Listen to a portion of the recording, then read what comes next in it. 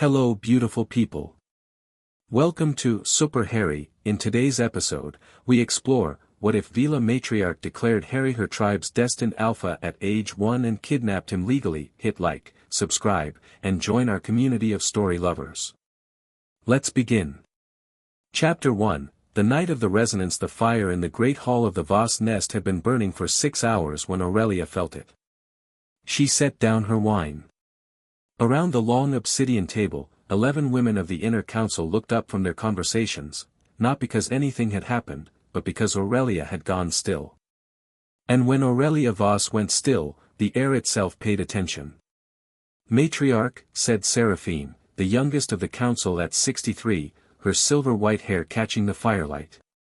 Aurelia didn't answer. She was listening to something that had no sound. It had started as a hum, 3 seconds ago, the kind you felt in your back teeth rather than your ears.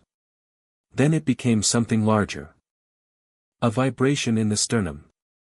A pull, directional and insistent, like a compass needle swinging hard to north, except north was somewhere in the British Isles and the feeling was not navigation but recognition. The last time Aurelia had felt something like this, she had been 19 years old, standing in a field outside Bucharest while a thunderstorm rolled in off the Carpathians, and she had understood for the first time what it meant to be Veela.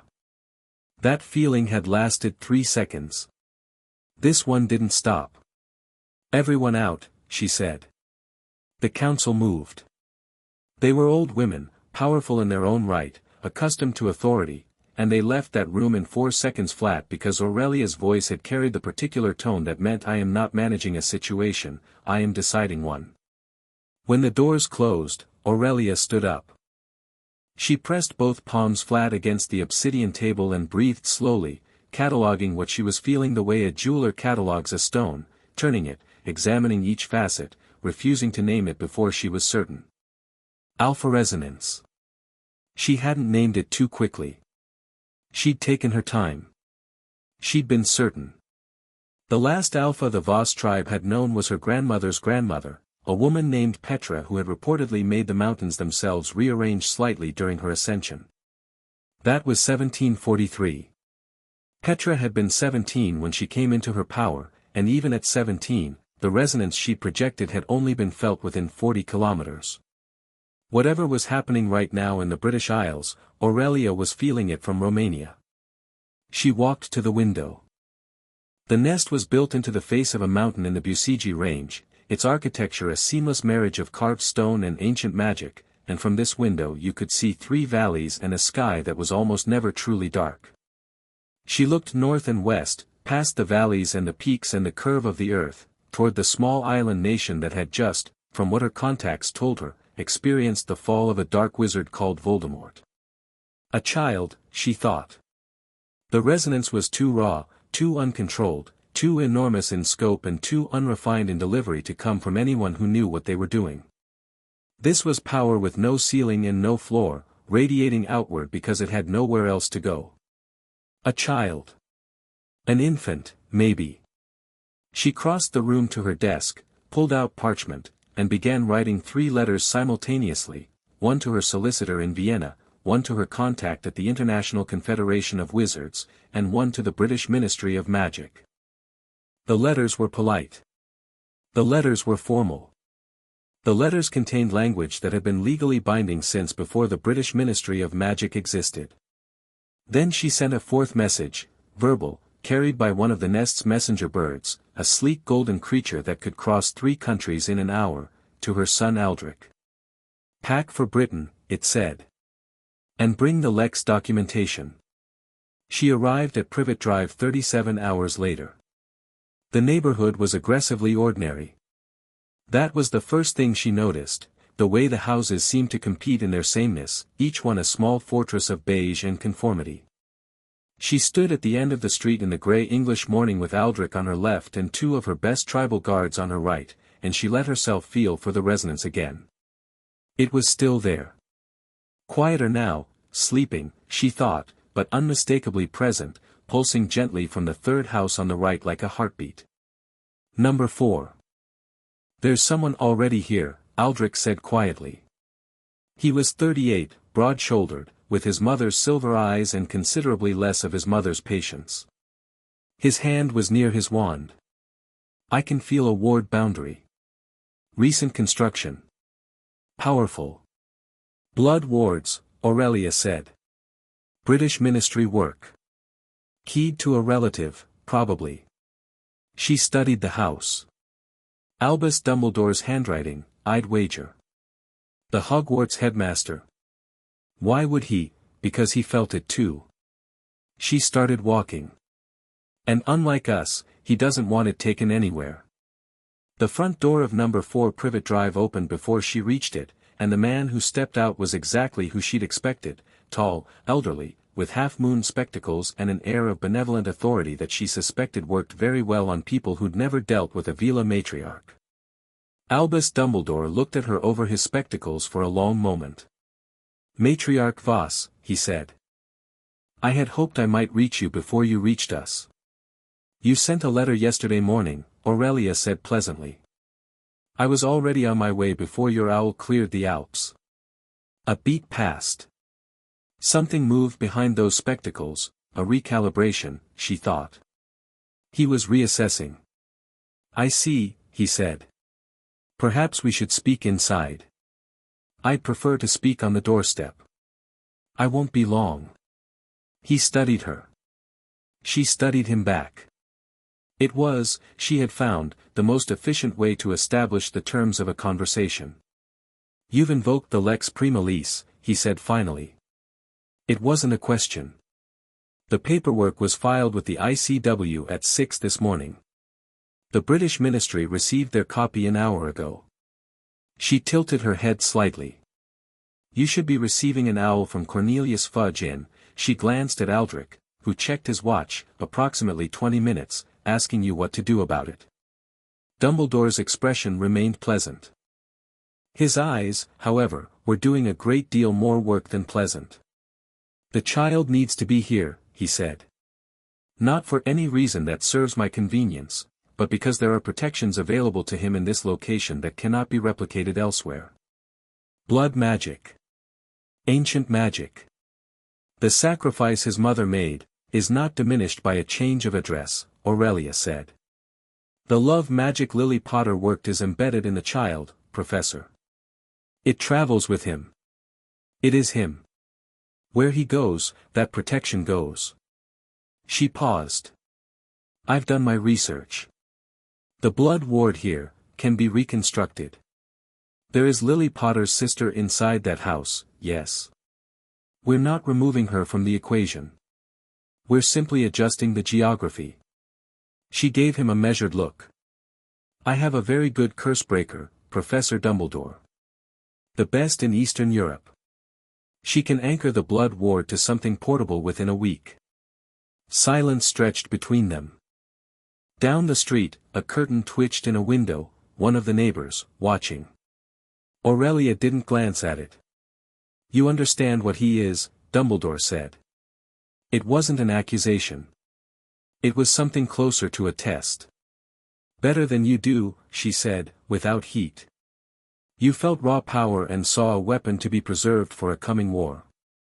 I felt an alpha resonance and recognized a child who will spend his life being the thing that holds a community together, if he's raised to understand what he is. She met his eyes directly. Tell me, Professor, which upbringing serves him better? Yours, where he grows up in that house with that woman I can feel radiating resentment from 40 feet away. Or mine, where everyone around him will feel what he is and love him for it. Dumbledore was quiet for longer this time. He needs to know the wizarding world, he said at last. He'll know it. He'll go to Hogwarts. That's not negotiable from my side either. She watched something shift in his posture, the very slight release of a tension he'd been holding. That was what he'd actually been afraid of. Not losing the boy. Losing control of the boy's education. He'll go to Hogwarts at 11, he'll learn magic in the British tradition, and he'll know the full history of what happened to his parents.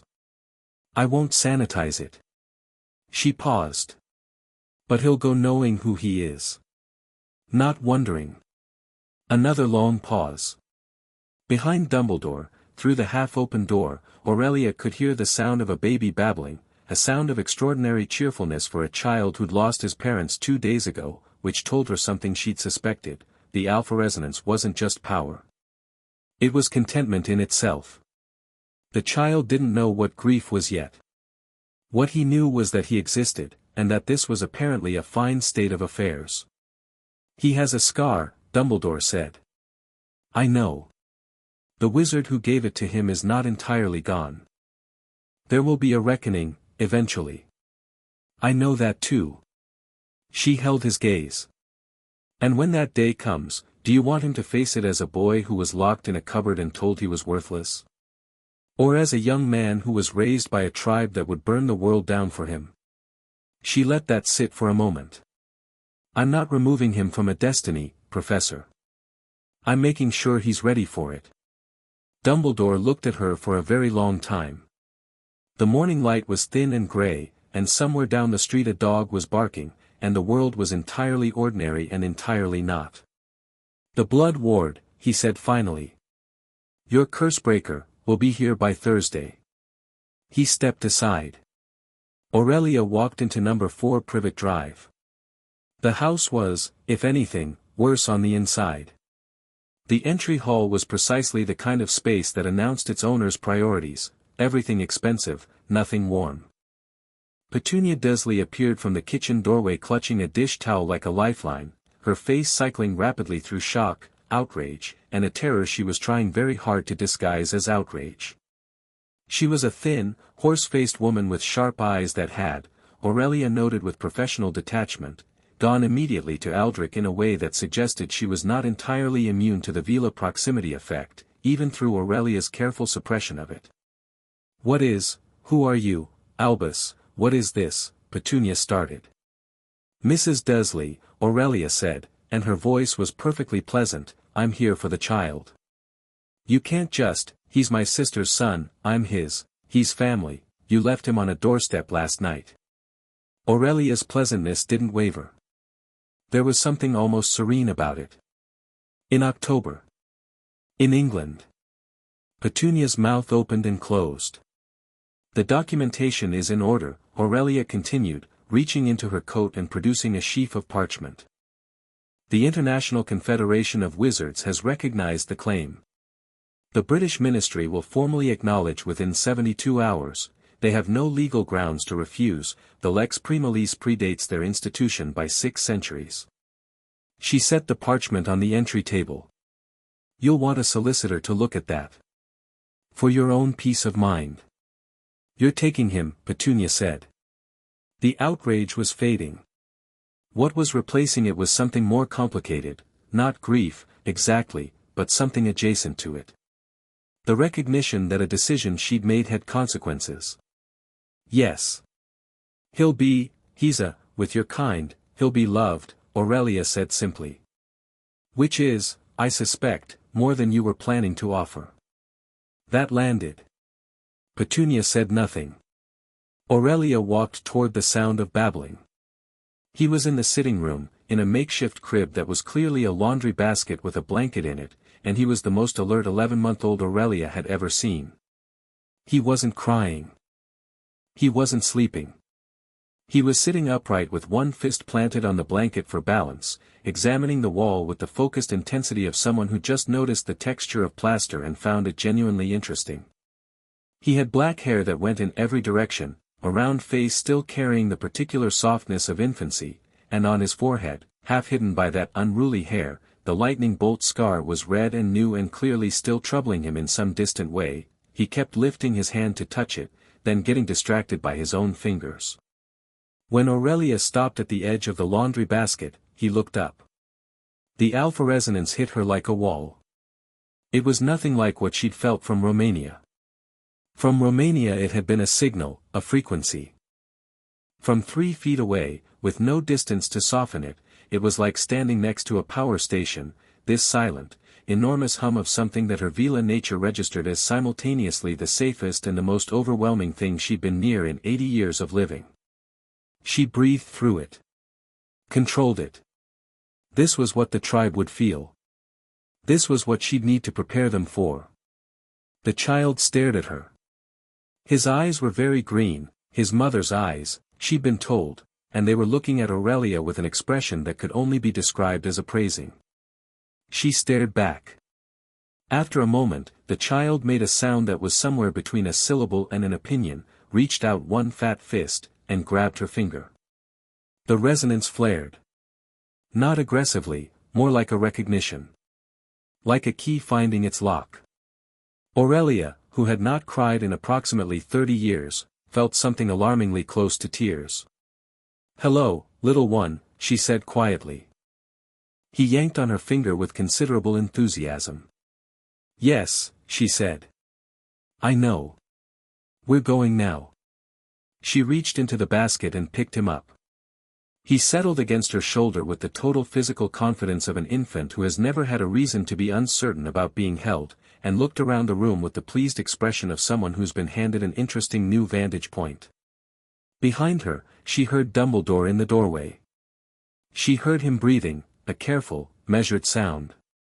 "His parents loved him very much," Dumbledore said. "I know." She adjusted her grip on the child. "I'll make sure he knows it too."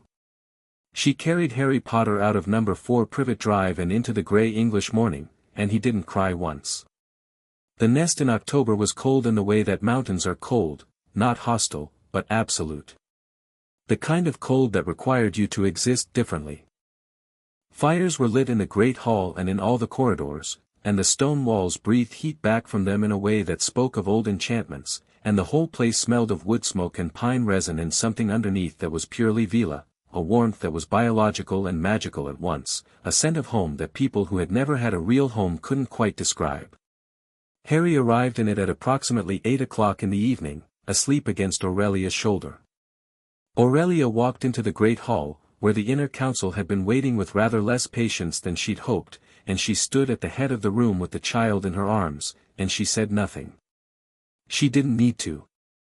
The moment she'd crossed the threshold, every woman in that room had felt it, the resonance rolling off the sleeping baby like heat off summer stone. She watched it move through them, the slight widening of eyes, the involuntary straightening of spines, the instinctive recognition that something old and significant was in the room. Seraphine was the first to react. She rose from her chair slowly, the way you rose in the presence of something sacred, and she bowed. Not the polite incline she'd give Aurelia. A full, deep bow. One by one, the others followed. Harry slept through all of it, occasionally making small sounds that suggested he was having a pleasant dream. Aurelia looked at her council, 11 powerful women, each one the head of her own extended family line, each one accustomed to authority, and felt something she hadn't felt since Petra's time, which she only knew through stories, the sense of a tribe completing itself. "The Lex has been invoked," she said. "He is Voss now, by tribe right. His name remains Harry Potter, he will know where he came from. But he will be raised here." She looked at each face in the room. "He is what we have been waiting for without knowing we were waiting." Old Mira, who was 97 and had the specific stubbornness of someone who has outlived their ability to care about tact, said from the back of the room, "He's very small." "He's 11 months old, Mira." "All I'm saying," Mira said, settling back in her chair, "is that our last alpha moved mountains. This one can't even walk yet." As if on cue, Harry stirred against Aurelia's shoulder, lifted his head, and looked at old Mira with the bleary, unfocused attention of a recently woken infant. Then he sneezed, and every candle in the great hall flared 3 feet high simultaneously. Mira stared at the candles. The candles settled back to normal. Harry sneezed again, smaller this time, and tucked his face back against Aurelia's neck. "Right," said Mira, after a moment. "Fair enough." In the first week, they learned 3 things about him. First, that the Veela resonance effect was bidirectional in a way it had never been with a human-born alpha. Every Veela in the nest felt it, that pull toward him, the instinctive protectiveness, but Harry felt it back. Not just felt it, responded to it. When Seraphine came to check on him in the night, he woke up and laughed at her, delighted. When Aldrich came in from patrol looking thunderous about something, Harry watched him cross the room and reached out to pat his hand with the focused seriousness of a small person determined to fix whatever was wrong, and Aldrich, who had been resistant to this entire enterprise and who had told his mother exactly that in no uncertain terms, had sat down on the floor next to the crib and stayed there for an hour. Second, that his magic was already doing things. Not dramatic things, not yet. But the fire in whatever room he was in burned steadier than fires in other rooms. Plants near his window grew 3 times faster than they should. When he napped, the ambient magical field of the nest, which the older women could feel the way humans feel changes in air pressure, went slightly calmer, as if a constant background noise had been turned down. Third, that he found everything interesting. He was not a passive child. He was not content to be fed and placed somewhere and left to exist. He wanted to engage with everything in his field of vision, and his field of vision was ambitions. He sat up at 8 months. He pulled himself to standing on the bars of his crib at 9. By 11 months he was making a sustained effort to climb out of it, which led to the construction of a considerably more elaborate crib, which he treated as a puzzle to be solved. Aurelia spent a great deal of time in his room in those early months. Not all of it practical, some of it just sitting, watching him watch the world, cataloguing the particular texture of the resonance as it developed. She admitted to no one, a little besotted. She had raised children and grandchildren and had loved them all, but this was different. This was the specific warmth of watching a force of nature learn to grab things. She wrote to Dumbledore monthly, as she'd agreed. Clinical reports: the child is healthy, the child is developing normally, the child's magic is manifesting early but consistently. She included photographs. Dumbledore's responses were brief and careful and contained an undercurrent of longing that she read clearly and chose to leave unaddressed for now. She wrote to no one else. The British wizarding world did not need to know where Harry Potter was, not yet. The ICW documentation was sealed. The Ministry of Magic had acknowledged the Lex and, under pressure from about 16 different international bodies who valued their relationship with the Voss tribe considerably more than they valued a fight over one orphan toddler, had let the matter rest with the quiet desperation of an institution that knows it has no good options. Harry turned 1 in July. Aurelia made him a cake herself, which surprised the kitchen staff considerably. It was chocolate. He ate approximately 2/3 of it by hand and wore the rest, and when he'd finished he looked at his chocolate-covered hands with an expression of deep satisfaction and then looked at Aurelia and said, very clearly and with evident delight, "More." "No," said Aurelia. He said it again, with significantly more emphasis. Every candle in the kitchen flared. "No," she said, and she was smiling and she didn't bother to hide it. He looked at the candles. He looked back at her. He seemed to be understanding, for the first time, the relationship between his internal state and external events. This was, she would record in her journal that night, the moment she began to suspect that raising this particular child was going to be the most interesting thing she had done in 80 years. 3 years in, Aldrich stopped pretending to be skeptical. It happened the way most of Aldrich's reversals happened, through action rather than conversation. He had been conducting combat training in the lower courtyard, drilling the younger guards, and Harry had escaped from the nursery with the systematic efficiency he had by now developed for such enterprises, a strategy that involved looking innocent until someone looked away, and had appeared at the gate of the courtyard to watch. The guards trained with staves as well as wands, because Aurelia believed that magical people who couldn't fight without their wands were dangerous primarily to themselves. The staves were long, dark wood, enchanted to absorb minor spell impacts, and the guard currently practicing with Aldrich was doing well by most standards and getting thoroughly demolished by Aldrich's standards. Harry watched for about 2 minutes. Then he picked up a stick from the ground, not a staff, just a stick, and walked into the courtyard. "Harry," Aldrich said. "This isn't," Harry assumed, with perfect 3-year-old confidence, a stance he had apparently constructed from scratch by watching the last 2 minutes of guard training, planted his feet and looked at Aldrich with an expression that could only be translated as "your move." Aldrich looked at the stick. He looked at the child. He looked at the assembled guards, who were watching with expressions ranging from amusement to genuine uncertainty. He made the guard decision, which was the wrong decision in child management terms but the right one in everything else. He took Harry seriously. He came at the child slowly, a gentle, controlled arc of a strike that was designed to be deflected, the kind of teaching blow he'd use with a new adult recruit, and Harry, who had watched precisely 2 minutes of training, didn't deflect it. He ducked, spinning under the strike with a 3-year-old's low center of gravity, came up behind Aldrich's guard arm, and jabbed the stick into his ribs.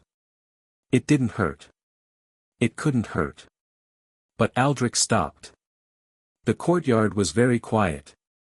Harry lowered the stick and looked up at Aldrich with the extremely focused expression he got when he understood that something significant had just happened and was waiting to see how the adult in the room would respond to it. Aldrich crouched down to the child's eye level. That, he said, was a weapon hand attack. Harry waited. It shouldn't have worked. Harry continued to wait, patient as stone. Do you want to learn to do it properly? Harry's entire face changed. It was one of those expressions that children produce before they learn to moderate their emotional responses, total, uncomplicated, radiant joy. Aldrich stood up. Someone get him a proper-sized staff, he said to the guards. He never said another word against the child's presence in the nest. He was also, Aurelia observed, training Harry twice a week within the month, and defending this decision against every member of the council with the particular intensity of a man who has adopted a cause. The year Harry was 5, Dumbledore came to visit. Aurelia had known he would eventually. She'd been preparing for it with the specific, thorough preparation of someone who knows the conversation will be important and wants to control its terms. She received him in the Great Hall, not her private study, not a small room, the Great Hall, with its enormous fire and its carved stone walls and the full visual weight of the Voss tribe's history in every line of the architecture. She sat at the head of the obsidian table and offered him tea, and Dumbledore sat across from her and accepted it, and they talked for 20 minutes about various polite things, and then Harry walked in. He'd heard a visitor was here.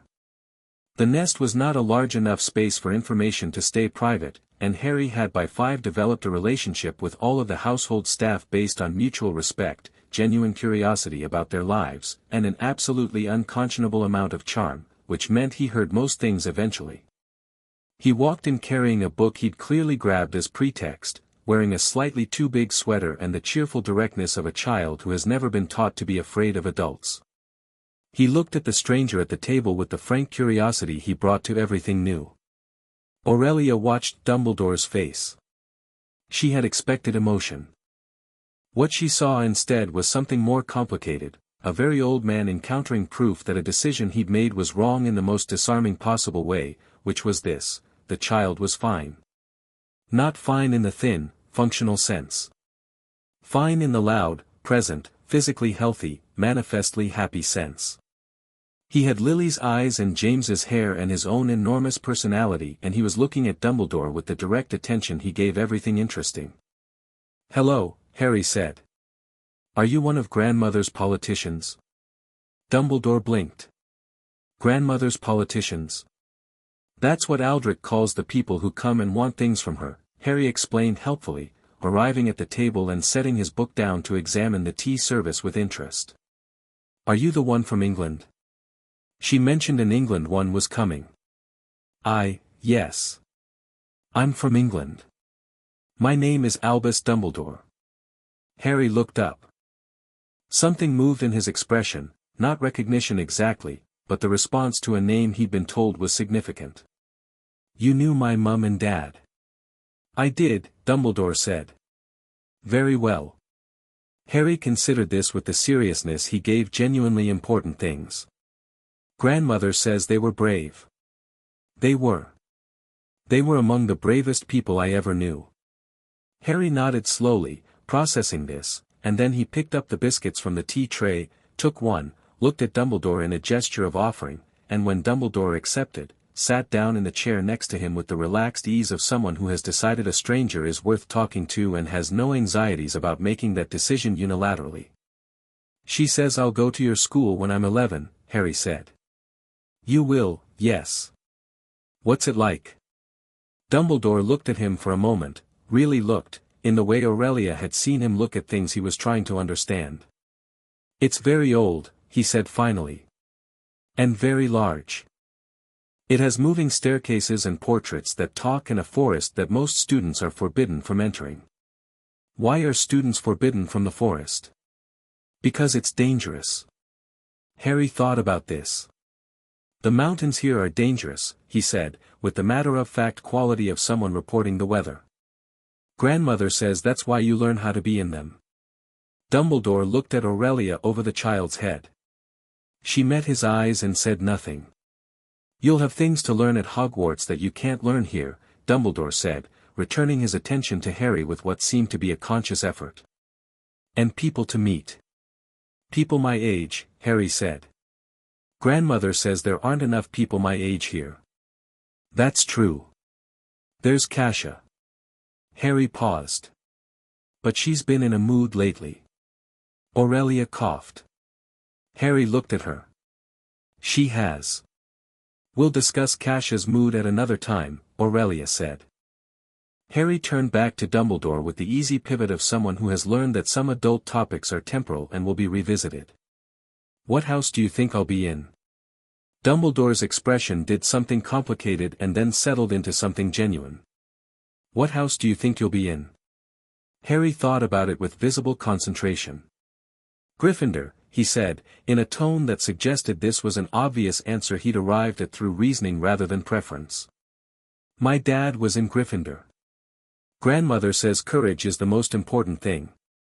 He looked up. Is it? I think, Dumbledore said slowly, it is one of the most important things. What are the others? A pause. Loyalty, Dumbledore said. And the willingness to see clearly, even when what you see is uncomfortable. Harry nodded seriously, storing this away. Okay, he said, and picked up his book. Do you want me to go so you can do the politics part? The politics part? Dumbledore repeated. The part where you and grandmother talk about me when I'm not in the room. Harry looked between them with the perfect, cheerful equanimity of someone who has known they were a topic of adult conversation for years and has decided to find this amusing rather than troubling. It's okay. I don't mind. She always tells me what I need to know.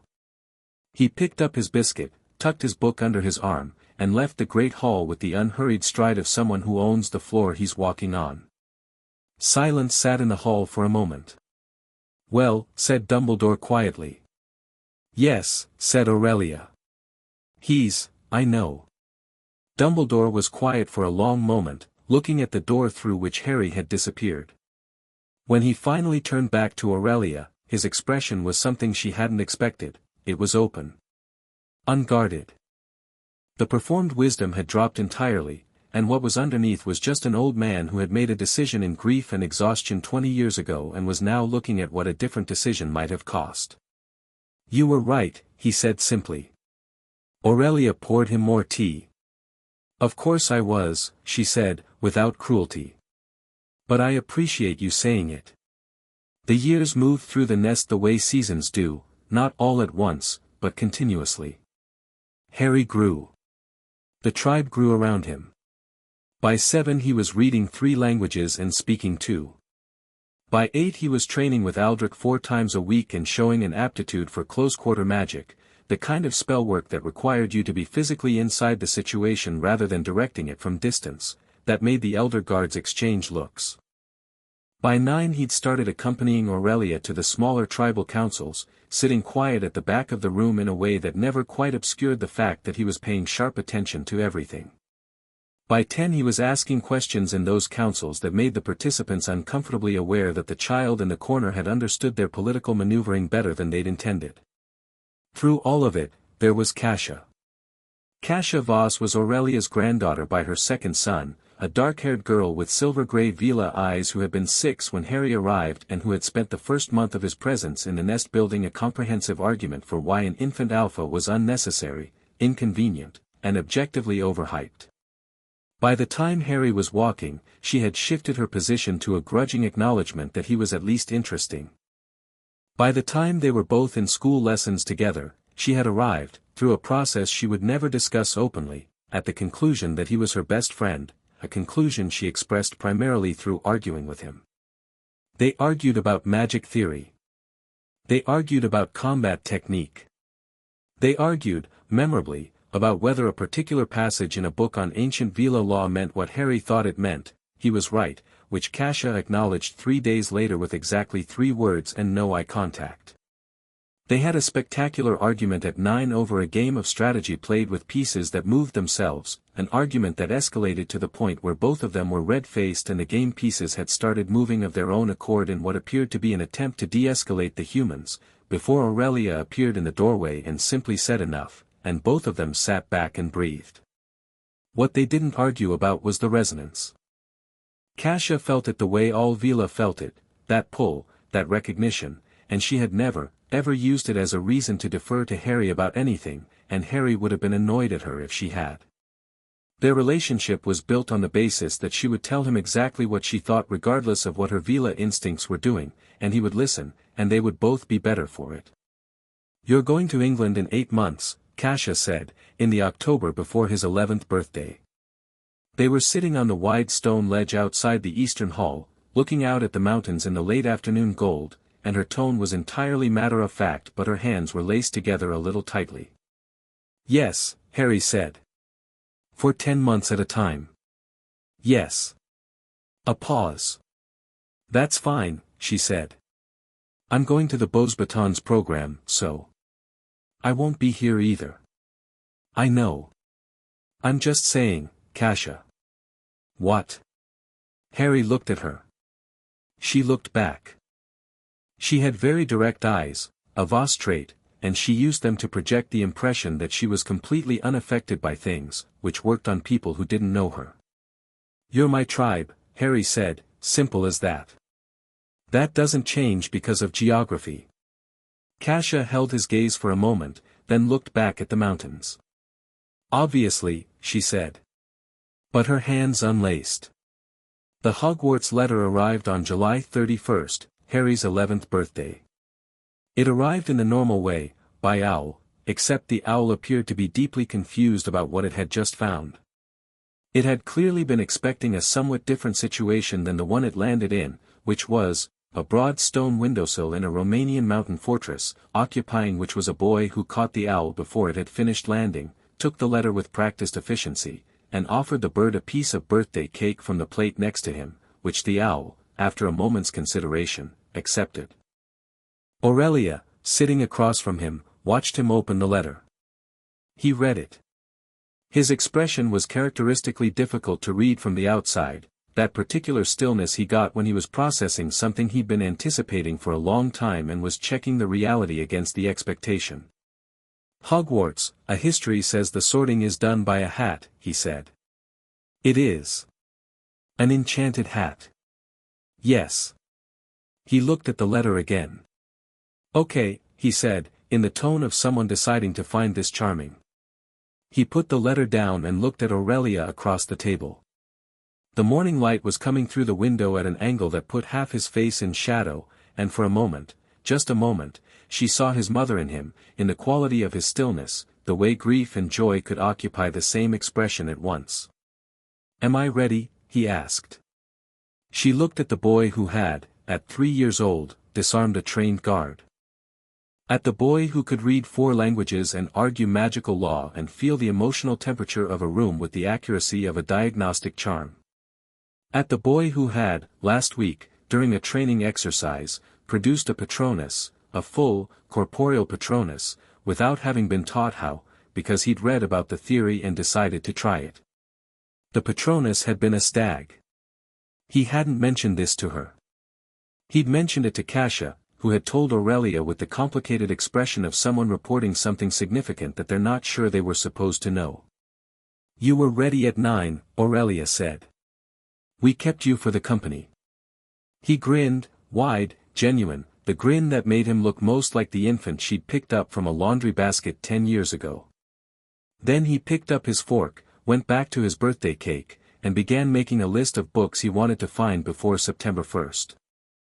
Chapter 2, The the boy of the nest. The morning of August 3rd, Harry outran 6 Veela guards through the lower mountain pass, and the only reason they caught him was that he let them. He'd started the run at dawn, not as a drill, but because he'd woken up with the specific restless energy he got when his mind had been working while he slept and his body hadn't caught up yet. He'd pulled on his boots, left a note on the kitchen table that said "Gone running, back for breakfast" in the casual shorthand of someone who has never needed to ask permission to exist, and gone out through the eastern gate into the mountain. The 6 guards had noticed him leave. This was their job. 2 of them had followed immediately, the other 4 had been dispatched by the gate captain, who had 12 years of experience tracking Harry Potter through mountain terrain and had developed a strategy that involved flanking. The flanking strategy worked, in the sense that they flanked him. It did not work in the sense that Harry had known about the flanking strategy since he was 9, had been working on a counter for 3 years, and executed it this morning with the satisfaction of someone field testing a theory. He went up, straight up the granite face to the left of the trail, using the handholds he'd catalogued over 2 summers of careful observation, and came over the top of the ridge while all 6 guards were still working through the pass below. He sat on the ridge and watched them figure out what had happened. Then Aldrich's voice came from directly behind him, impressive. Harry didn't startle. He'd heard the footstep. "You weren't with the gate guards?" "No." Aldrich settled onto the rock beside him, looking out over the valley. The sun was just clearing the eastern peaks, painting everything amber and long shadow. "I took the North Face Trail. Been up here for 20 minutes. You were waiting to see if I'd come this way." "I was waiting to see how you'd come this way." A pause. "The counter-flanking. When did you work that out?" "About 2 years ago. I've been waiting for the right moment to use it." Harry looked down at the guards, who were now conferring at the bottom of the ridge with the slightly deflated energy of people who'd been beaten cleanly. "Tell them the handholds are on the left third of the face, above the gray shelf. They should know it's accessible." Aldrich looked at him sideways. "You're telling me how you beat us so we can stop you doing it again." "I'm telling you so they can use it," Harry said. "It's a good route." A short silence. Below, the guards were starting up the ridge now, having apparently located the handholds. Aldrich watched them, and his expression had that quality it sometimes got around Harry, something between pride and the very specific bemusement of a man who keeps expecting to have the upper hand in a conversation and keeps not having it. "Grandmother wants to see you after breakfast," Aldrich said. "Before the summer council." "I know. The Hogwarts preparation briefing." "She's calling it a briefing?" "I'm calling it a briefing." "She's probably calling it a conversation." Harry stood, stretching, looking east toward where England was a few countries and a channel away. "It's the same thing. She'll tell me what she thinks I should know, I'll tell her what I already know, and we'll negotiate the difference." "You make it sound very strategic." "It is strategic. She's the best strategist I know." He said this with zero self-consciousness, the way you state obvious facts. "Second best." Aldrich raised an eyebrow. "Who's first?" Harry glanced at him with a faint smile. "Kasia." He started back down the ridge, nodding to the guards as they climbed past him, calling 2 of them by name, asking one, a young woman named Petra, 3 months into her posting, how her ankle was healing from last week's training incident. She looked slightly startled to be asked, then warmed immediately in the way that people around Harry always warmed, and said it was much better, thank you. Aldrich watched him work his way down the mountain, greeting his guards, already thinking about something else entirely, and felt the resonance do what it always did, that pull, that steadiness, like a compass settling. He'd been skeptical once. He remembered being skeptical. It felt like something that had happened to a different person. Breakfast in the nest was communal on summer mornings. The great hall was loud and warm, 30 people around the long tables, the sound of multiple conversations overlapping with the clatter of plates and the occasional sharp laugh. The nest's household ran on a combination of magical maintenance and actual people doing actual work, and both were represented at breakfast. The ward keepers and the kitchen staff and the combat trainers all ate together, with the distinction of rank expressed in familiarity rather than seating arrangements. Harry came in from the mountain and dropped into the seat next to Kasia, who was already halfway through her eggs and reading something that she held at an angle, suggesting she was hoping no one would see the cover. Harry looked at the cover. "That's a romance novel," he said. "It's research," Kasia said, without looking up. "Into what?" "Narrative structure." "Kasia. Sit down and eat something, you're annoyingly energetic this morning." He sat down and helped himself to toast, feeling the comfortable familiar rhythm of her irritation the way you feel a favorite coat, worn in, perfectly fitted. Across the table, Seraphine was having an involved discussion with one of the ward keepers about a boundary fluctuation on the north side, and at the far end, old Mira was eating porridge with the grim efficiency of someone doing it out of spite rather than appetite. 8 weeks, Kasia said, not looking up from her book. 7.5, Harry said. You've been counting. You've been counting. A pause. Beau's baton starts September 1st as well, she said. I checked. I know. I checked too. He ate his toast. Their dueling curriculum is better than Hogwarts. Their everything curriculum is better than Hogwarts. Hogwarts is one school with one teaching staff in one country. She finally put the book down, face up, abandoning the pretense. You're going to find it strange.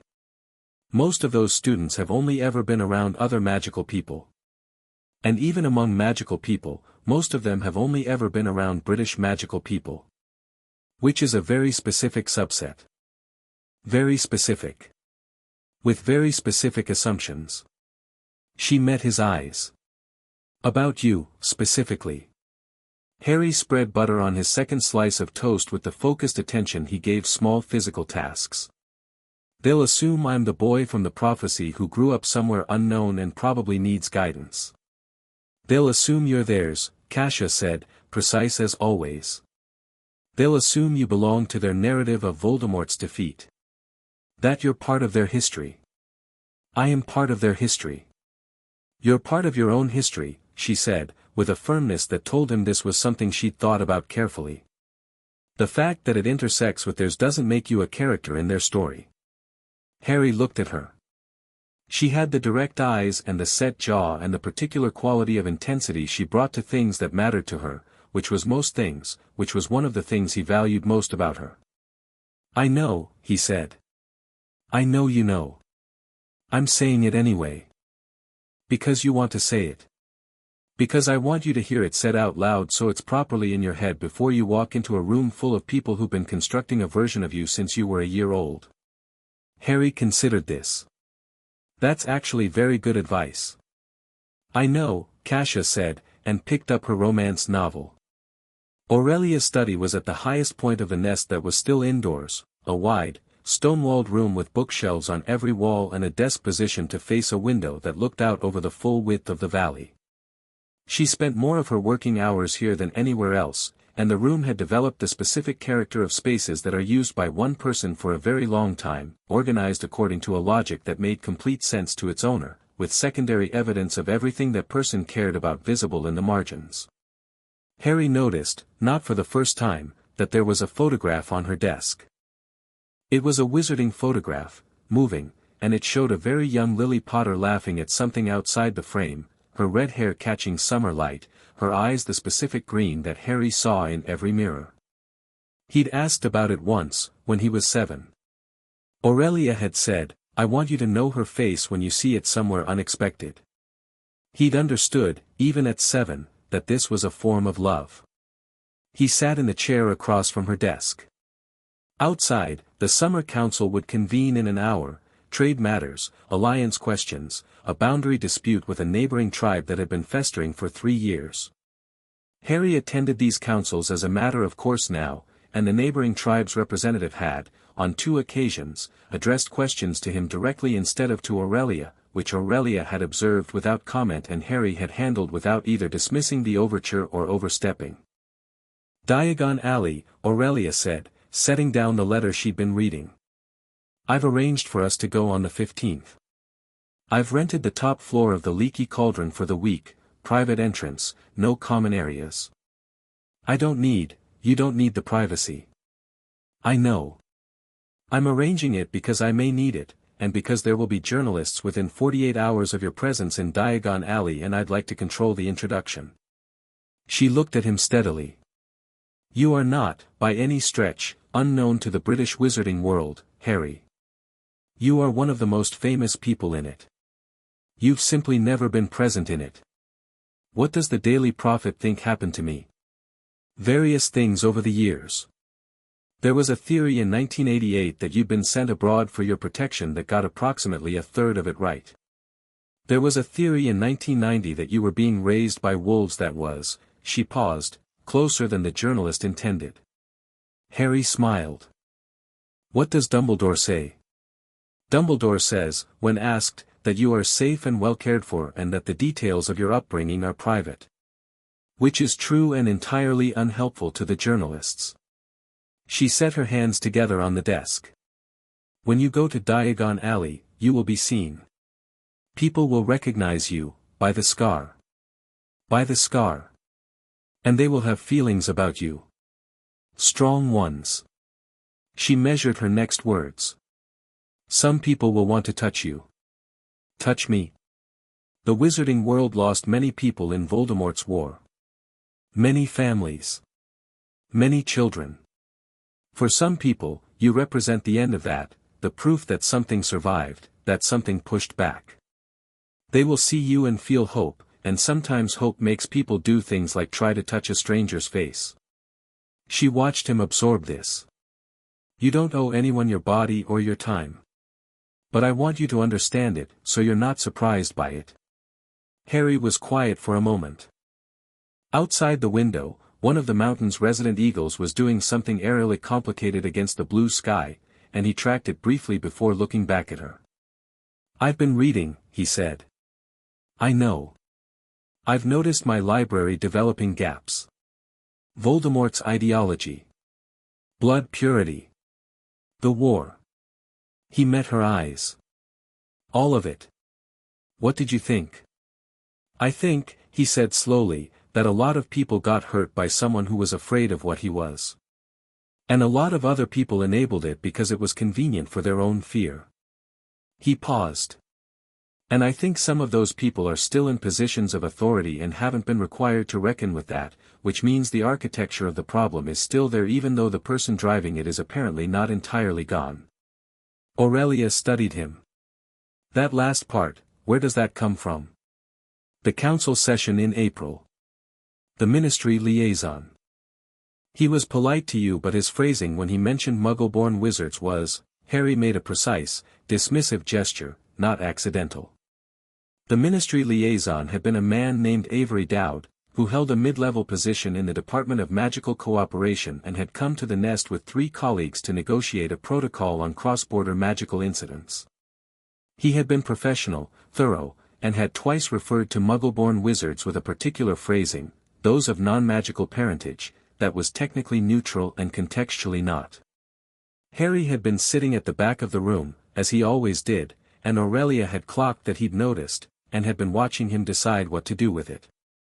He had said nothing in the meeting. He had asked her about it afterward, and she had confirmed his reading. He had nodded and filed it away with the particular efficiency he brought to political information, not raging at it, not dismissing it, just knowing it, understanding where it fit in the larger picture. You're going to encounter that kind of thing at Hogwarts, Aurelia said. More overtly. Students whose parents hold those views and who have absorbed them. Malfoy, Harry said. Draco Malfoy, yes. And others. The Malfoy family in particular has a long history of benefiting from proximity to power without commitment to principle, Harry said. Yes, I read the council records from the war trials. He tilted his head slightly. His father was a Death Eater who claimed Imperius. He did. Do you think he was under Imperius? Aurelia gave him the look she reserved for questions he already knew the answer to. No, Harry said. Neither do I. A beat. I don't have a problem with Draco Malfoy. He's 11. His father's choices aren't his. No. But his father's views may be, if they've been consistent enough. Then I'll find out when I meet him. He said this with the complete equanimity of someone who has no anxiety about the encounter, just information gathering to do. What time is the council? The summer council ran for 4 hours. The boundary dispute with the Sabo tribe took the first 90 minutes and was resolved by a combination of mapped survey evidence and Aurelia's willingness to let the Sabo representative make his case in full before responding, a tactic that consistently worked because people who felt genuinely heard were substantially more negotiable than people who felt managed. Harry watched this from the back of the room and stored it carefully. The trade matters were briefer. An alliance question, a smaller family group from the Adriatic seeking formal association with the Voss, took another hour of careful questioning before Aurelia tabled the decision for further review. The smaller group's representative looked slightly frustrated at the tabling, and Harry made a note that they had expected a yes and hadn't prepared for a maybe, which told him something about their approach to negotiation that was probably relevant to the alliance question itself. Near the end, one of the council members, Yold, who handled external relations, raised a matter that hadn't been on the formal agenda. There's a communication from the British ministry, she said, with the careful tone she used when the communication was something she expected to be unpopular. From an official named Cornelius Fudge. He's requesting confirmation that Harry will be attending Hogwarts in September and asking whether the Voss tribe intends to make a formal announcement regarding his background. Several heads turned, not to Aurelia, but to Harry. It was an unconscious thing, the tribal instinct, the resonance doing its work, and Harry noticed it and appreciated it without being altered by it. Tell Minister Fudge, Aurelia said, before Harry could speak, that Harry's attendance at Hogwarts is confirmed, that his background is his own business, and that the ministry will be informed of any formal announcements through the appropriate channels, of which this communication is not one. He'll send another letter, Yold said. He'll send several. That's fine. They'll all get the same answer. Aurelia glanced at Harry. Unless you'd like to respond personally. Harry thought about it for exactly 3 seconds. No, he said. Not yet. But when I'm at Hogwarts, I'll want a line of communication to you that doesn't go through ministry owls. Already arranged, Aurelia said. Firebrand will be with you. Firebrand was the golden messenger bird, fast, smart, trained to Aurelia's standard, which was a higher standard than most. Harry nodded, satisfied. One more thing, Yold said, consulting her notes. Professor Dumbledore has requested a meeting with you, Harry, before term begins. Privately. The room went slightly more attentive. Not with alarm, more with the specific quality of attention that significant things received in this space. When? Harry said. He suggests the 22nd of August, at Hogwarts. Harry looked at Aurelia. She looked back at him with the expression she used when she was deliberately leaving a decision to him. Yes, he said. Tell him yes. Diagon Alley on a Tuesday in mid-August was busy in the way magical spaces got busy before September, families moving in and out of shops, the particular energy of preparation. Harry walked through it with Aurelia and Aldrich and was recognized inside of 40 seconds. The first person was a woman in her 40s coming out of Flourish and Blots with her arms full of books, who stopped dead on the cobblestones and said, "Oh," in a voice that went very quiet. She was looking at his forehead, then his eyes, then his forehead again, and her face had that quality Aurelia had described, the one that had nothing to do with Harry himself and everything to do with what he represented to people who'd lived through the war. "Hello," Harry said, stopping naturally. Aurelia and Aldrich stopped with him. You're him," the woman said. "I'm sorry, I know I'm Elspeth Marlowe, my husband was an Auror, she stopped. Pulled herself together with visible effort. "I'm sorry. We heard you were well but I never thought I'd just see you on the street like, your husband served in the war." Harry asked. "He died in it. Simple as that." No flinching from the word. 1980, before you, before everything. He never saw the end of it. Harry looked at her for a moment. Not with the particular performance of sympathy, with actual attention. "I'm sorry," he said. And because he was not someone who performed things, it landed the way real things land. She nodded, pressing her lips together. "Thank you. Thank you for existing," she said, which came out slightly odd but completely genuine, and then she laughed at herself, a watery sort of laugh. "That sounds strange. I just mean, you being here. It means something." "I know," Harry said. "I'll try to be worth it." She looked at him for another moment, something in her expression recalibrating, meeting him as he actually was rather than the version she'd been imagining, and then she smiled, properly, and walked on. Aldrich looked at Harry as they continued down the alley. "How did you know what to say?" he asked, quietly enough for Harry's ears only. "I didn't say much," Harry said. She needed to say the thing, not hear one. "I just made sure she could say it." Aldrich was quiet for a moment. Grandmother really did raise a strategist. "She raised someone who listens," Harry said. "Same thing, different framing." They went to Gringotts first. The interior of Gringotts was everything Harry had read about: high vaulted ceilings, the smell of stone and ancient money, goblins who moved through it all with the professional indifference of people who have been dealing with wizards for too long to find them impressive. Harry walked in and up to the main counter and stated his name and business with the directness that came naturally to him, and the goblin, Griphook, apparently, though the nameplate said Ragnarok, looked up from his ledger. The look lasted about 2 seconds longer than it would have for most customers. Harry had read about Gringotts' sensitivity to magical signatures. He'd read that goblins could feel magic the way Veela felt the resonance, differently, but with a similar fundamental awareness. He'd been curious about what they'd make of him. What Ragnarok made of him was apparently enough to bring over a second, older goblin from the far end of the counter, who examined Harry with undisguised interest and then said, in a tone that was entirely flat but somehow conveyed a significant amount of information, "Potter account." "Yes," Harry said. "The vault has been waiting a long time." "I know. I'll see it today." The vault was substantial. More than substantial. It was the accumulated wealth of 2 ancient wizarding families, the Potters and the Evanses, and additional holdings from before living memory, and Harry stood in the middle of it and looked at it and felt, as he always felt when confronted with the material evidence of his parents' lives, a particular combination of things that he was still learning to hold at once: gratitude, loss, the strange weight of being given things by people you never got to know. He took what he needed for school supplies. He noted several locked subsidiary boxes that would require him to come back when he was of age. He asked Ragnarok, on the way out, whether there were outstanding management matters that had gone unaddressed in the last decade. The goblin looked at him with something that might have been, in goblin terms, appreciation. "Several," Ragnarok said. "We'll send documentation to your school address."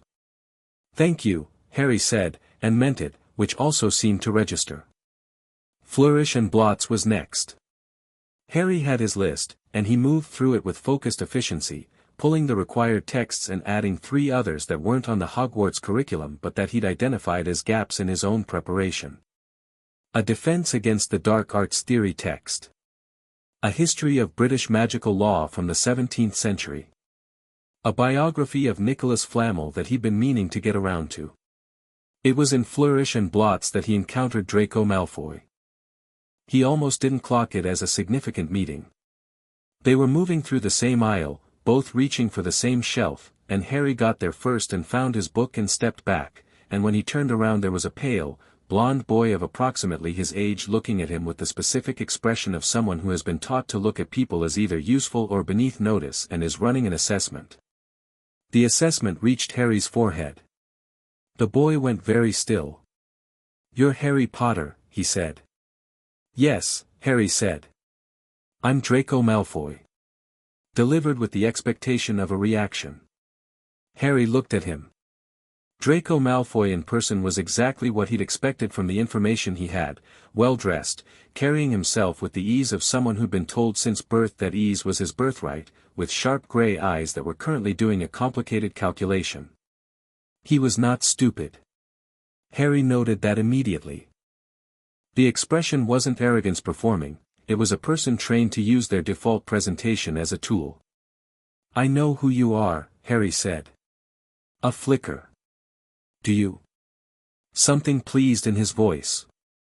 "I wasn't sure you'd be, they said you were abroad somewhere." "Nobody knew quite, Romania," Harry said. "I was in Romania." "Romania." Malfoy tasted this. His expression shifted slightly, doing something with Romania and raised abroad that was going in a particular direction. "You'll be at Hogwarts. In 3 weeks. So will I." He said this as if it were a piece of information being offered. An opening. "My father says Slytherin is the only house worth being in." "Obviously. You'll probably be in Gryffindor, everyone always," he stopped. "Recalibrated. Tried a different approach.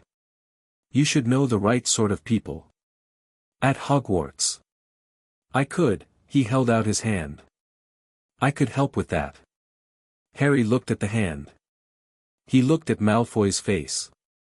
He could see exactly what was happening, the offer of alliance as a form of ownership, the assumption that Harry would be navigating a world he didn't understand and would need guidance, the implicit suggestion that the guidance came with conditions. He shook the hand. "I appreciate the offer," Harry said pleasantly. "I'll keep it in mind." Malfoy blinked. He'd expected something different, acceptance, probably, or possibly a refusal he could be offended by. What he'd gotten was neither, and the particular neutrality of Harry's response was doing something to his calculations that he hadn't prepared for. "You're not what I expected," Malfoy said, before he could stop himself. "I get that a lot," Harry said, and moved on down the aisle. The meeting with Dumbledore was on the 22nd, as arranged. Harry went alone. Aurelia had offered to accompany him, he'd thanked her and said no, and she had accepted this with the grace of someone who understood that some conversations needed to happen between particular people without architecture around them. Hogwarts in August was deserted in a way that made its size feel enormous, the corridors wide and echoing, the staircases moving through empty air, portraits watching with the interested attention of people who had been waiting for company. Harry walked through it with his hands in his pockets and felt the castle the way he sometimes felt the nest, that awareness of a space that had magic baked into its bones over centuries, breathing in its walls. Except the nest was Veela magic, warm and directional, and Hogwarts was something older and wilder and without a specific flavor, just accumulation, layers of thousands of people's magical lives deposited in the stone like geological strata. The castle noticed him. He noticed it noticing. The torches in the corridor he walked through burned a little steadier. A portrait near the great hall doors, a rather stern medieval knight, tracked him with an attention that went beyond the usual portrait awareness. He didn't comment on any of this. He just walked. Dumbledore's office was at the top of a spiral staircase that was, to Harry's private amusement, accessible via a stone gargoyle that required a password, and Dumbledore had sent the password in his letter. It was sherbet lemon. Harry said it with the straight face it deserved and rode the rotating staircase up. The office was extraordinary. Every surface had something on it, instruments that whirred and puffed small smoke signals, framed portraits of sleeping and not sleeping previous headmasters, books in dense formation, a battered sorting hat on a shelf that looked at Harry with what he could only describe as attention. A large bird, a phoenix, unmistakably, even Harry had never seen one before, sat on a perch near the window and turned its head as Harry entered, making a low sound that seemed, somehow, pleased. Dumbledore stood from behind his desk. They looked at each other. "Harry," Dumbledore said. "Professor. Please, sit. Can I offer you something? Tea?" "I'm fine, thank you." He sat.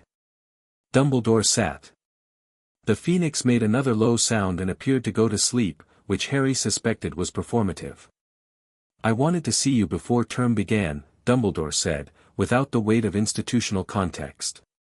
Professor to student is a dynamic that can limit the kind of conversation I'd like us to be able to have. All right, Harry said. When you were 5, Dumbledore said, carefully, you asked me what the most important things were. I gave you 3 answers. Do you remember?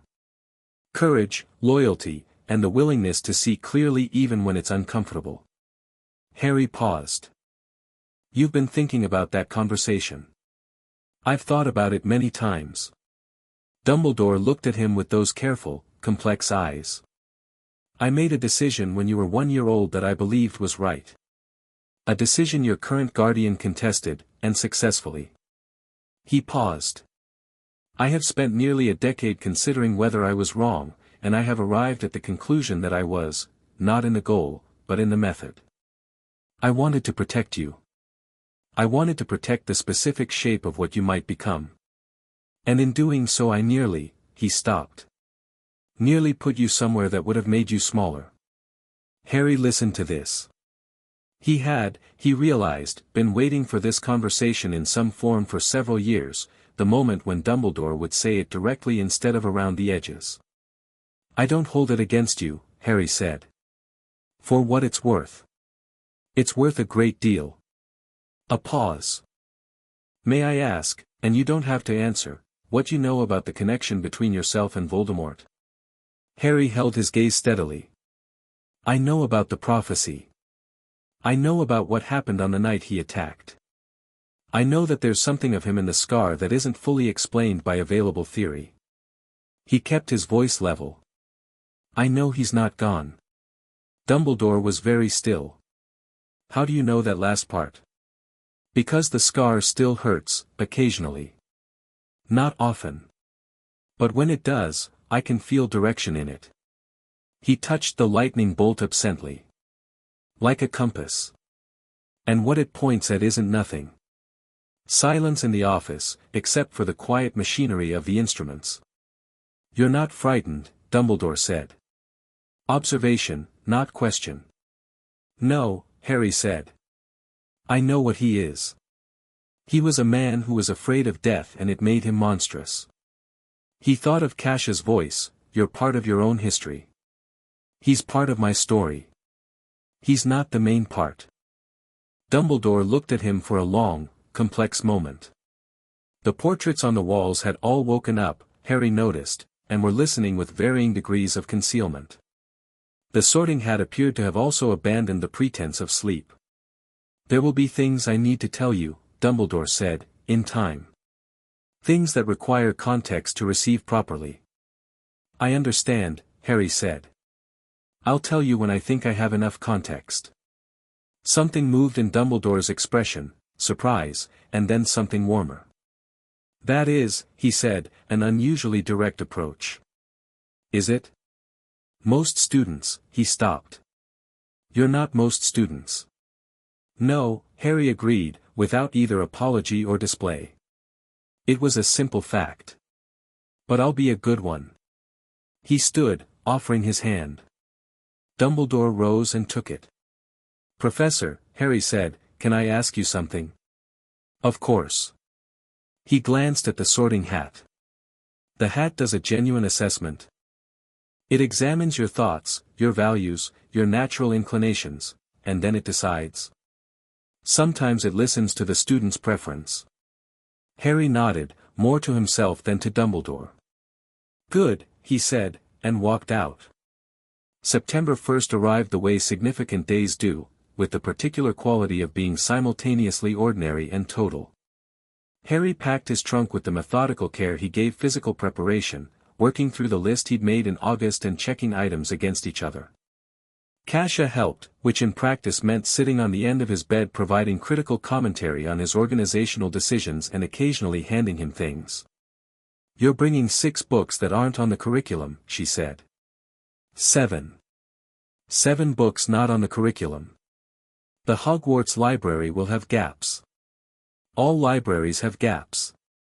That's what libraries are. Organized gaps. She handed him his Defense Against the Dark Arts text, which had been balanced on the bedpost. "You're also bringing your fighting clothes." Aldrich suggested it. Aldrich suggested it because Aldrich has spent 10 years trying to make sure you could survive anything, which is, objectively, a very healthy approach to child rearing. She sat back. "Don't get into too many fights in the first week." "I'm not planning to get into any fights." "I said too many, not any. I'm being realistic." She met his eyes. "You're going to walk into that place and it's going to be completely obvious to every person in it that you're not what they expected, and some of them are going to try to make that your problem." "It isn't my problem," Harry said. "No. But managing it will require some patience." "I have patience."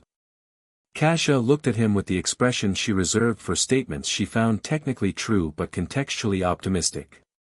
"You have strategic patience," she said. "You can wait a very long time for exactly the right moment. What you don't have is the kind of patience required to sit through someone being smugly wrong at you without showing that you know it." Harry considered this. "That's fair. I know it's fair. Write to me. Every week. Every week." She stood, straightening her jacket. She was leaving for France in 2 days, Beauxbatons prep, and looked at him with the direct silver eyes that were her grandmother's eyes. "You're going to be fine." "I know," he said. "I know you know. I said it anyway." He grinned. She didn't grin back, but her mouth did something that was in the general vicinity of a grin, and that was enough. Aurelia walked him to the Hogwarts Express. Not onto the platform. She stopped at the barrier between the Muggle world and platform 9 3/4, and stood there while Harry loaded his trunk and Firebrand's carrier onto the trolley and turned to face her. She was in traveling clothes, practical grey and black, and she looked at him the way she sometimes looked at the mountains in the morning, with the specific attention of someone who knows a thing so well they can see its depths at a glance. "Right," she said. "Every week," he said. "Same as Kasia. Don't limit the letters to summary. Tell me what you notice. Always." He looked at her. "Grandmother." "Thank you," he said. "Simple. Total." She looked at him for a long moment, this boy she'd picked up from a laundry basket, this child who'd moved the candles and outrun her guards and asked the right questions for 10 years, this young man who was about to walk through a barrier into a world that had been building an idea of him since before he could speak. She put her hand on his face briefly, the way she had done when he was very small, a gesture she reserved for the moments between all the strategy and all the preparation. "You're ready," she said. "Not comfort. Assessment. Go." He went through the barrier. The express was noise and steam and people in movement, and he walked into it and found a compartment and sat down and looked out the window, and after a moment, one moment of something private and complete, he opened his Defense Against the Dark Arts text and started reading. The train left London at exactly 11 o'clock. Harry Potter was on his way to Hogwarts. Chapter 3, Platform 9 3/4. The compartment stayed empty for 40 minutes, which Harry used productively. He was 3 chapters into the defense text, a decent book, better than he'd expected from the Hogwarts curriculum list, though it had a frustrating habit of explaining theory without connecting it to application, when the door slid open and a boy his age appeared, slightly out of breath, with a smear of something on his left sleeve and the look of someone who had just navigated a social situation he was still recovering from. "Sorry," the boy said, looking around the empty compartment. "Can I? Everywhere else is full," or, "Sit down," Harry said, without looking up from his book. The boy sat. He had red hair and freckles and the particular energy of someone accustomed to existing in a large group who had found themselves suddenly, unusually alone. He looked at Harry with the unconscious assessment of someone whose social landscape was normally well mapped.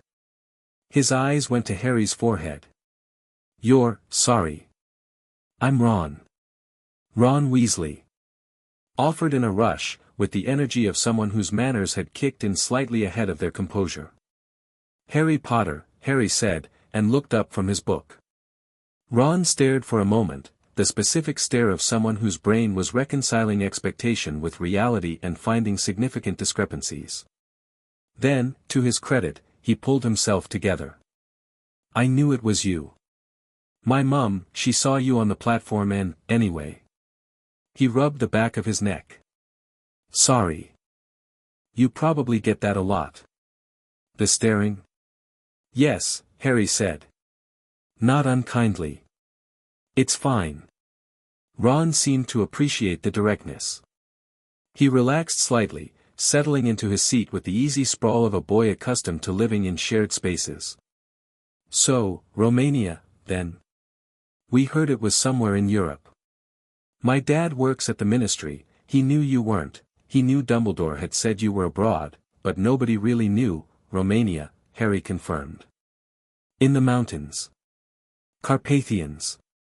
With the, Ron started, then stopped, apparently doing a calculation about how to phrase the rest of that sentence. "With the Veela tribe," Harry said. Ron's mouth opened. "Blimey. They raised me," Harry said, with the matter-of-fact quality he'd long ago developed for this information. "From when I was 1. You've probably heard about the Lex Primalis." "I've heard, Dad mentioned something about an old international law, but I didn't know it meant, Veela." Ron processed this. "So you're like, do you have, I'm human," Harry said. "Fully. I just grew up among them." He returned briefly to his book, then put it down when he recognized that Ron was still actively processing and that processing was going to involve more questions. He set the book aside. "Ask what you want to ask." Ron looked at him. Most people don't do that." "Do what?" "Just, say it straight out. Ask what you want." "Like that." A pause. "It's good, actually. I've got about 6 questions." Harry gestured, "Go ahead." Ron asked them in order, without particular filter, and Harry answered each one with the same directness. "No, growing up among Veela didn't make you Veela." "No, the alpha resonance thing wasn't something he could switch off, but it also wasn't something he'd describe as noticeable on a day-to-day basis."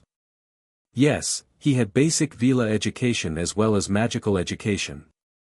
"Yes, he spoke Romanian." 3 other languages." "No, he wasn't nervous about Hogwarts."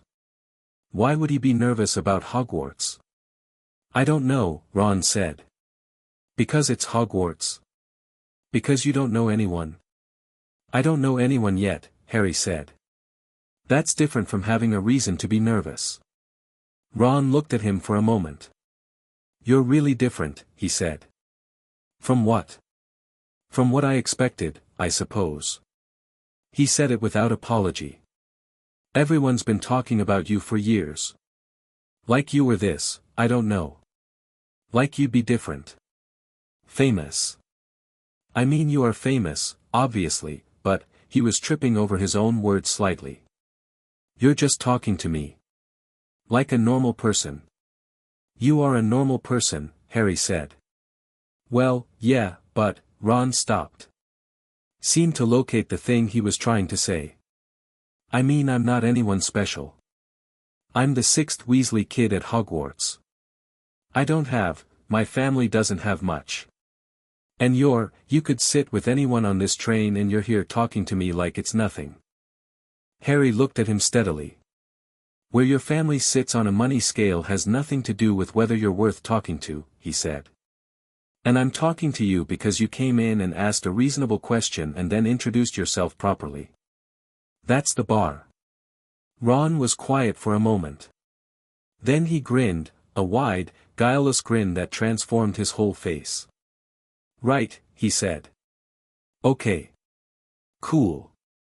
He pulled something from his jacket, a slightly squashed package of sandwiches, and started offering them around with the natural generosity of someone from a large family, and by the time the lunch trolley came around 40 minutes later they had covered Quidditch positions, the current ministry's failings according to Ron's father, the relative merits of the 4 Hogwarts houses, a conversation during which Harry was particularly informative about Slytherin from a structural and Historical standpoint, which Ron found slightly alarming, and the question of whether you could theoretically apply a switching spell to a chess set to make the pieces confused about which side they were on. Ron was sharp, Harry noted. Not academically inclined in the particular way that showed up in books, but practically intelligent, quick with connections, good at identifying implications, with a memory for strategic information, mostly Quidditch statistics, but the underlying capacity was there, that was genuinely impressive. He was also, in the specific way of people who had always been slightly overlooked, hungry to be taken seriously. Harry noted this and treated him accordingly. The witch with the lunch trolley had barely moved on when the compartment door opened again. This time it was a girl. She was already talking before she was fully in the door, not at anyone specifically, but with the quality of someone who had a lot of information and was deploying it. Have you seen a toad anywhere? Neville, that's Neville, he's just down the corridor, he's lost his, it's not on the train but it can't have gotten off before we left. I've already tried 3 Accio attempts but either my summoning is off or it's hiding behind something with a strong property value. Anyway, she stopped. Looked at them both. Looked at Harry with the specific intensity of someone whose brain had just processed something significant. You're Harry Potter. Yes, Harry said. I've read about you. Several things about you. Most of them probably wrong. She said this clinically, not rudely, just accurate. I'm Hermione Granger. First year, obviously. You're both first years as well, I assume. Ron Weasley, Ron said. Yeah. Have you done much magic yet? She addressed this mainly to the compartment but with slightly more focus on Harry. I've been practicing since I got my letter and I've managed 12 spells with consistent results and 4 more at roughly 70% accuracy. My parents are Muggle, so I didn't know about any of this until last year. I've read all our textbooks already, and most of Hogwarts, a history, and some things outside the curriculum. Which things outside the curriculum? Harry asked. She blinked. It was a specific blink, the one that happened when she'd expected a different response and was recalibrating. History of magic primarily. And some theoretical texts on magical classification. Why? Because I've been doing the same thing and I'm curious about overlap. He gestured to the seat across from him. Sit down. What did you read about sorting theory? She sat down with the promptness of someone who has been waiting all day for a conversation that required this level of engagement. Very little practical information. Hogwarts, a history says the sorting hat examines the student's inner qualities but doesn't specify the mechanism. I've been trying to find the original enchantment documentation but it seems to be sealed. I found a partial record in a Welsh magical history text. The enchantment was designed by Rowena Ravenclaw with architectural input from the other founders. The hat doesn't sort by what you are, it sorts by what you value most, with secondary weighting given to potential. He paused. Ravenclaw valued intelligence over almost everything but Slytherin thought potential should dominate, and the compromise was apparently a source of significant disagreement during the initial enchantment period. Hermione was looking at him with the specific expression of someone who has just had a very good idea confirmed. That's consistent with the inconsistencies in sorting outcomes, she said. There are historically documented cases of students who should, by house reputation, have been sorted differently. If it weights values and potential rather than personality type, then the hat is making a predictive assessment as much as a descriptive one, Harry said. Exactly. She sat forward. How did you find the Welsh source? The Voss Library has some unusual holdings. Old texts that the British wizarding community lost track of. She nodded, filing this. Romania, she said, with the air of someone confirming a detail. You grew up with Veela. Yes. Fascinating, she said, in a tone that was genuinely fascinated and not at all performative. The anthropological literature on Veela communities is extremely sparse. Most of what the wizarding world knows about Veela is filtered through non-Veela sources, which introduces significant observational bias. I'm sorry, is it strange to ask about? I don't want to ask, Harry said. Same thing he'd said to Ron an hour ago. She did. Her questions were different from Ron's, more technical, more focused on structural and sociological elements, with occasional jumps into magical theory that required him to think properly before answering. Ron listened to the exchange with the slightly dazed quality of someone watching a tennis match in an unfamiliar language, occasionally interjecting with a practical observation that cut through the theory in ways that turned out to be useful.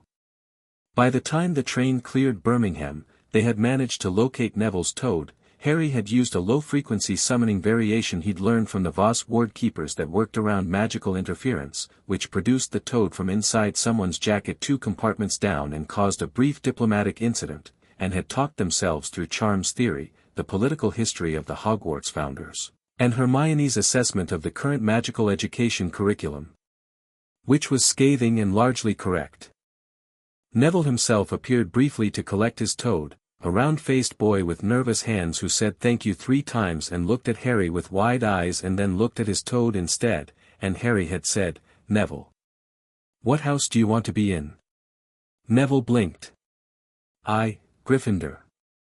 My family all were.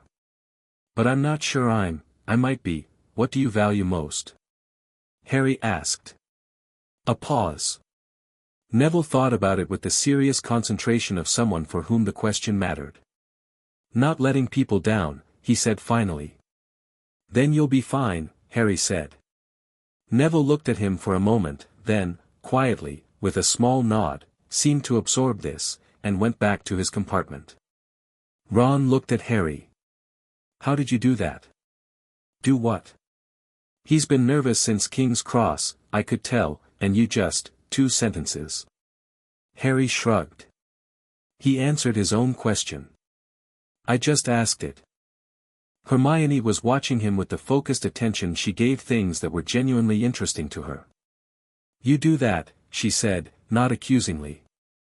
You ask questions in a way that makes people answer themselves. Is that a criticism? She thought about it seriously. No, she said. It's just something to know about you. They changed into their school robes as the train moved through darkening countryside, and Harry changed his into the proper Hogwarts configuration with the ease of someone who has been dressing formally in tribal contexts since childhood, and he looked at the uniform and felt, not nostalgia, exactly, but the particular sensation of a threshold. On the other side of that threshold was something he'd been heading toward for 10 years. He put on the uniform and looked at himself in the small mirror in the compartment door, and what looked back was himself, the same person who'd climbed the mountain ridge in August and argued magic theory with Kasia and sat in Aurelia's council, except in different clothes. He touched the scar briefly, the way he sometimes did, not self-consciously, just checking in.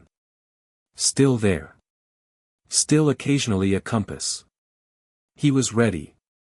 The boats across the lake were small and slightly enchanted and moved with the determined efficiency of things that have been doing the same job for centuries. Harry sat in one with Ron, Hermione, and Neville, and watched Hogwarts resolve out of the darkness as they crossed, first as lights, then as towers, then as something that was not quite explainable by architecture alone. The castle was alive. He'd known that intellectually, had felt a version of it in August when he'd visited for the Dumbledore meeting.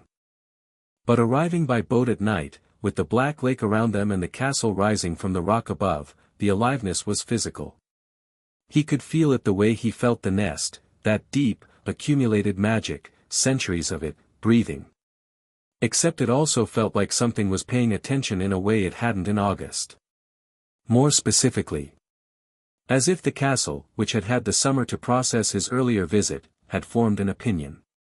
He said nothing. He looked up at the towers and breathed. Blimey, Ron said, quietly. Yes, Harry said. The entrance hall was tall and lit with floating candles and full of students, and they were all looking at the first years with the various expressions of upperclassmen ranging from bored to entertained. Harry moved through it and felt, for the first time since leaving the nest, the specific sensation of being in a crowded magical space where no one around him was Veela. It was not uncomfortable. It was interesting. The ambient magical signature of several hundred young witches and wizards in one space was a different kind of noise than the nest's warm hum, more chaotic, less directional. Like a city compared to a forest. Professor McGonagall met them at the base of the grand staircase. She was exactly as he'd expected from Dumbledore's description, sharp and precise, with the contained authority of someone who has been managing large groups of young people for long enough to be genuinely unimpressible. She gave the first years a brief, clear account of the sorting ceremony, answered no questions because there was no time for questions, and led them to the antechamber off the Great Hall. Harry watched her as she spoke. She had looked at him once, when she'd first counted heads, a quick, comprehensive glance that had paused slightly at his forehead and then moved on with professional neutrality. He'd appreciated that. In the antechamber, waiting for the ceremony to begin, the first years were in the low-grade social ferment of a group of people who are about to be publicly categorized and know it. Harry stood slightly toward the back, observing, and felt the particular quality of the room, 12 children's worth of anxiety, genuine excitement, some performative confidence, genuine confidence, and the specific tension of people deciding how to be. Draco Malfoy was near the front. He'd arrived at Hogwarts with 2 other boys who moved in his orbit with the practiced ease of long-standing social satellites, Crabbe and Goyle, probably, the names were in the council records, and he was performing casual authority with moderate success. Harry caught his eye across the room. Malfoy gave him a nod, acknowledging the Diagon Alley encounter, establishing continuity. Harry nodded back. Malfoy's mouth did something that might have been satisfaction or might have been uncertainty. Hard to tell. Probably both. The ghosts came through the wall. Harry watched his classmates react, surprise, delight, nervousness, and watched the ghosts move through the room with the particular energy of beings who exist at an oblique angle to normal social dynamics. A fat friar in historical robes. A translucent woman. A headless, no, nearly headless, nobleman. The nearly headless knight caught Harry's eye and performed a very small, gallant bow. Harry gave him a nod in return. Ron, standing beside him, whispered, "Did the ghost just bow at you?" "Yes," Harry said. Is that normal?" "I have no idea," Harry said, which was true. He found it interesting. He stored it with the other things the castle was doing and moved on. The great hall opened, and the ceiling was what everyone said it would be, enchanted to reflect the night sky, stars sharp above them, the candles golden against the dark, and Harry walked in with 200 eyes on him before he'd gone 3 steps. He kept walking. The whispering started within seconds. He caught his own name moving through the hall like a ripple across still water, table to table, and he didn't break stride, didn't duck his head, didn't perform modesty or acknowledge the attention. He walked to the front of the room where the first years were assembling and stood there and looked at the enchanted ceiling. It was genuinely remarkable.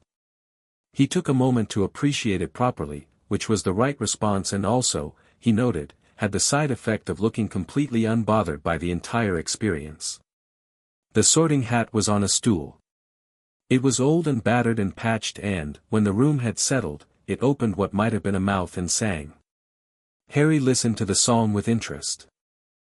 It was cleverly constructed, a complete account of house philosophy in a ballad structure, hitting Gryffindor's courage, Hufflepuff's loyalty, Ravenclaw's wisdom, and Slytherin's ambition in sequence before arriving at the theme of unity. The magical theory embedded in the lyrics was visible once you knew what to look for. The Ravenclaw/Slytherin disagreement he'd identified in the Welsh text was right there in the way the song weighted the houses against each other. Hermione, 2 people over, had the expression of someone reading between lines. McGonagall called names alphabetically. Hannah Abbott. Susan Bones. Terry Boot. They went one by one to the stool, settled the hat on their heads for varying durations ranging from a second to almost a minute. The longer ones, Harry noted, were probably the real competing cases, and were sorted and dispatched to their tables with applause. Granger, Hermione. A pause of about 30 seconds, which was longer than most. Then, Gryffindor. Hermione walked to the Gryffindor table with her chin up and the expression of someone who had confirmed a hypothesis. She sat down next to a girl with bushy hair who scooted over to make room with practiced patience. Longbottom, Neville. An agonizing 50 seconds. Then, Gryffindor. Neville's entire body sagged with relief. He knocked the stool on his way up and caught it, and someone at the Gryffindor table started clapping early, and his face broke open into a smile so relieved it was almost funny. Malfoy, Draco. The hat touched Malfoy's head and said, Slytherin, before it had properly settled. The Slytherin table applauded with the restrained satisfaction of people receiving an expected outcome. Malfoy walked to the table with a composure that Harry suspected he'd been practicing. Potter, Harry. The hall went still. Not quiet, still. The specific quality of hundreds of people simultaneously deciding to stop doing everything else they're doing. Harry walked to the stool with the measured pace he brought to significant moments, picked up the hat, and sat down. The hat settled on his head. Hello, said a voice, dry and ancient and genuinely interested, not the kind of theatrical mental voice he might have expected, but something more like the voice of a very old library. You're not what I expected. You're the second person to say that today, Harry thought back. The hat made a sound that was, somehow, amusement. I've been sitting on a shelf for 2 months and I felt you arrive at the gates. I've been waiting to see what you were. And? A pause. Remarkable, the hat said, not flatteringly but assessingly. The question is where to put it. You have all 4 house qualities in significant measure, which happens occasionally. What you don't have is any of the weaknesses that normally balance them. Is that a problem? For sorting purposes? Slightly. A pause. Gryffindor would give you the right stage. Ravenclaw would give you the right library. Slytherin would give you useful enemies. Hufflepuff would give you the best friends. The hat seemed to be talking through its own reasoning. But you're not here for what I can give you. You already know what you are. What do you want to give? Harry thought about it. Courage is contagious, Aurelia had said once. It spreads by contact. One person who isn't afraid gives 2 people permission to be less afraid. 2 becomes 4. He thought about what Dumbledore had said, the willingness to see clearly, even when uncomfortable. He thought about Neville's face when the hat had called Gryffindor. Put me where I can do the most good, Harry thought. The hat was quiet for exactly 1 second. Then, in a voice loud enough to fill the great hall, Gryffindor. The Gryffindor table erupted. Harry handed the hat back to McGonagall, who was looking at him with an expression that was 60% professional neutrality and 40% something considerably more interested, and walked to the table.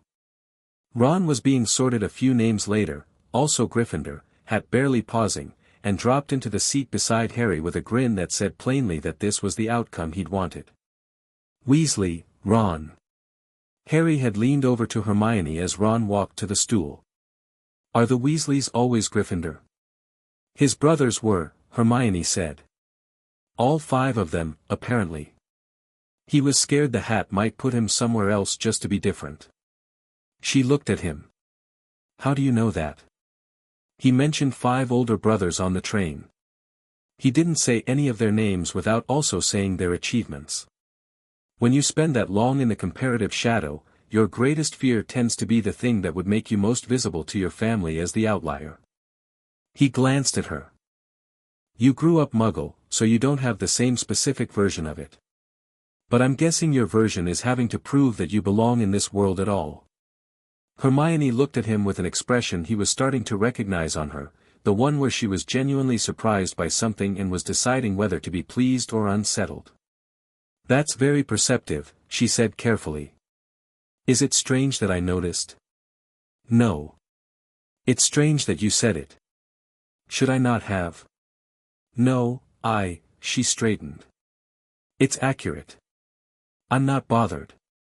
I just don't usually have people say the thing directly. It's how I was raised, he said. Say the accurate thing. Deal with it. She nodded. Once. The expression had resolved itself into pleased. I think I'm going to find this term educational in ways that aren't on the curriculum, she said. The feast was extraordinary. Harry ate and listened and observed and had conversations with the people around him at the Gryffindor table. Percy Weasley, Ron's prefect brother, who was impressive in his dedication to protocol if somewhat limited in other areas, the Weasley twins, Fred and George, who were watching Harry with the focused interest of people assessing a potential collaborator. A girl named Lavender Brown who wanted to know about Romania and accepted the edited version with good grace. He was aware, throughout the meal, of the high table. Dumbledore, watching the hall with his usual complex contentment. McGonagall, making small precise notations on something. And one figure he was looking at with more attention than the others, the Defense Against the Dark Arts professor, a man named Quirrell, whose turban wrapped his head with what seemed like impractical excess and who held his cup in both hands and didn't once look directly at Harry. Who didn't look directly at Harry, in a room full of people who couldn't stop looking at Harry. That was the interesting thing. Harry filed it. Watched Quirrell's hands around the cup. Watched the angle of his gaze, always in Harry's general direction, never quite landing. The turban was also remarkable. Summer wasn't turban weather by any practical logic. He said nothing about this to Ron or Hermione. He stored it and watched Quirrell throughout the meal, and the more he watched the more certain he was that there was a specific, deliberate quality to the avoidance. Not shyness. Not social anxiety. Intention. The scar gave one very small throb, barely noticeable. Harry touched it casually, covering the gesture with a hand to his forehead, and the compass feeling was faint but present. He looked at Quirrell. He looked at his turban. He made a note. After the feast, the prefects led the first years through the castle to Gryffindor Tower. The castle moved around them in ways that required adjustment, staircases shifting, a trick step that Percy warned them about, portraits offering unsolicited opinions and directions that were not always reliable. Harry navigated it with genuine delight, watching the architecture make decisions, feeling the accumulated magic of the place doing its background work. A portrait of a Tudor-era wizard stopped him specifically. You, the portrait said, pointing with his painted pipe. Harry stopped. Me. The castle knows what you are, the Tudor wizard said, with the gravity of someone delivering important news. It's been 400 years since the last time she felt something like this. The castle's a she? Oh, very much so. The portrait looked both ways along the corridor, then leaned slightly forward from his painted study. She's pleased, he said, in a stage whisper. I thought you should know. Tell her thank you, Harry said. The portrait looked briefly scandalized, then delighted. I will, he said. Ron, who had been listening with his mouth slightly open, said, Did he just, the castle is pleased, Harry confirmed, and kept walking. Ron muttered something under his breath that might have been an oath or might have been a prayer. Harry smiled at the corridor. The fat lady, the portrait that guarded Gryffindor Tower, looked Harry over as Percy gave the password. She had the expression of someone who has seen everything and was, consequently, difficult to impress. She said. Evening, Harry said. She opened.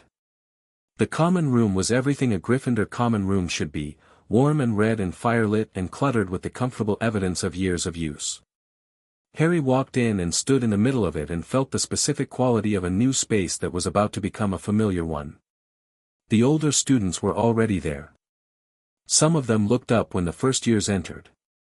Several looked at Harry with the various expressions he'd been cataloging all evening, recognition, curiosity, the odd reverence he was going to have to manage carefully because it wasn't something he found comfortable or useful.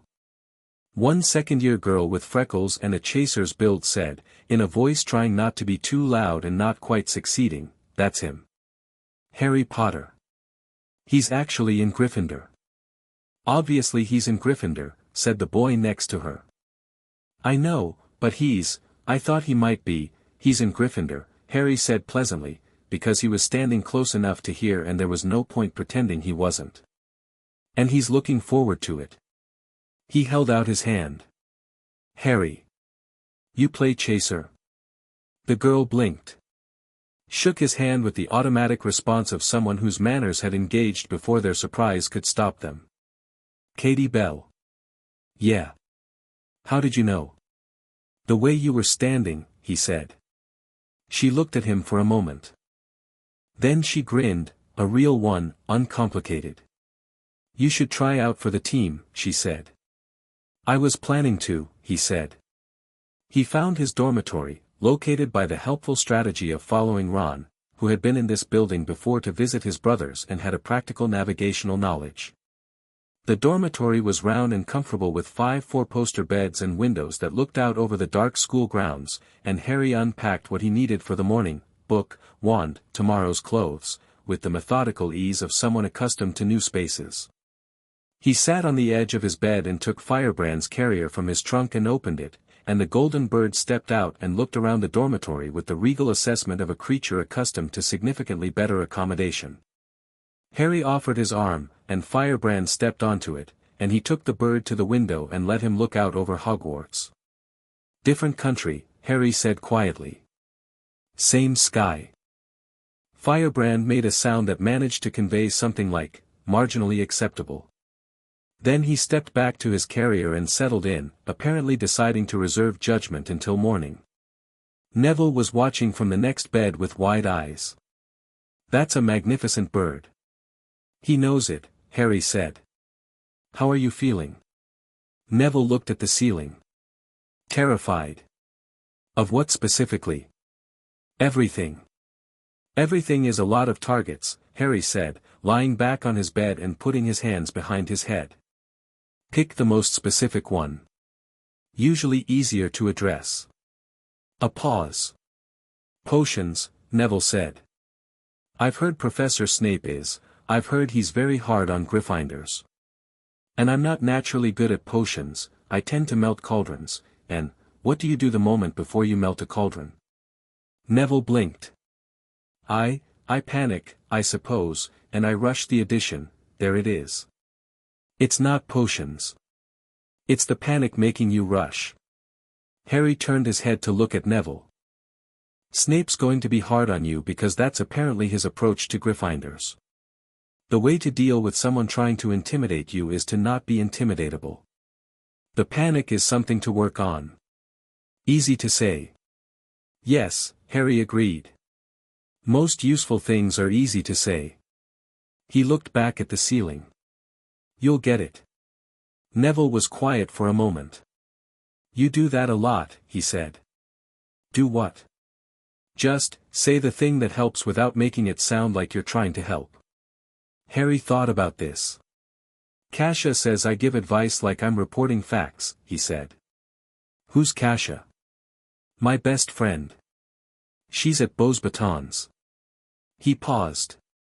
She'd like you. She'd like me. She respects people who know their specific problems. Most people just say everything is wrong.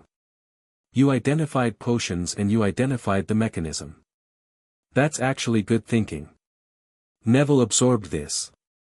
The dormitory was settling into its night sounds, the other boys moving through their bedtime routines, the fire in the common room audible through the door, the castle making its own sounds, old and complex and not quite random. Good night, Neville said.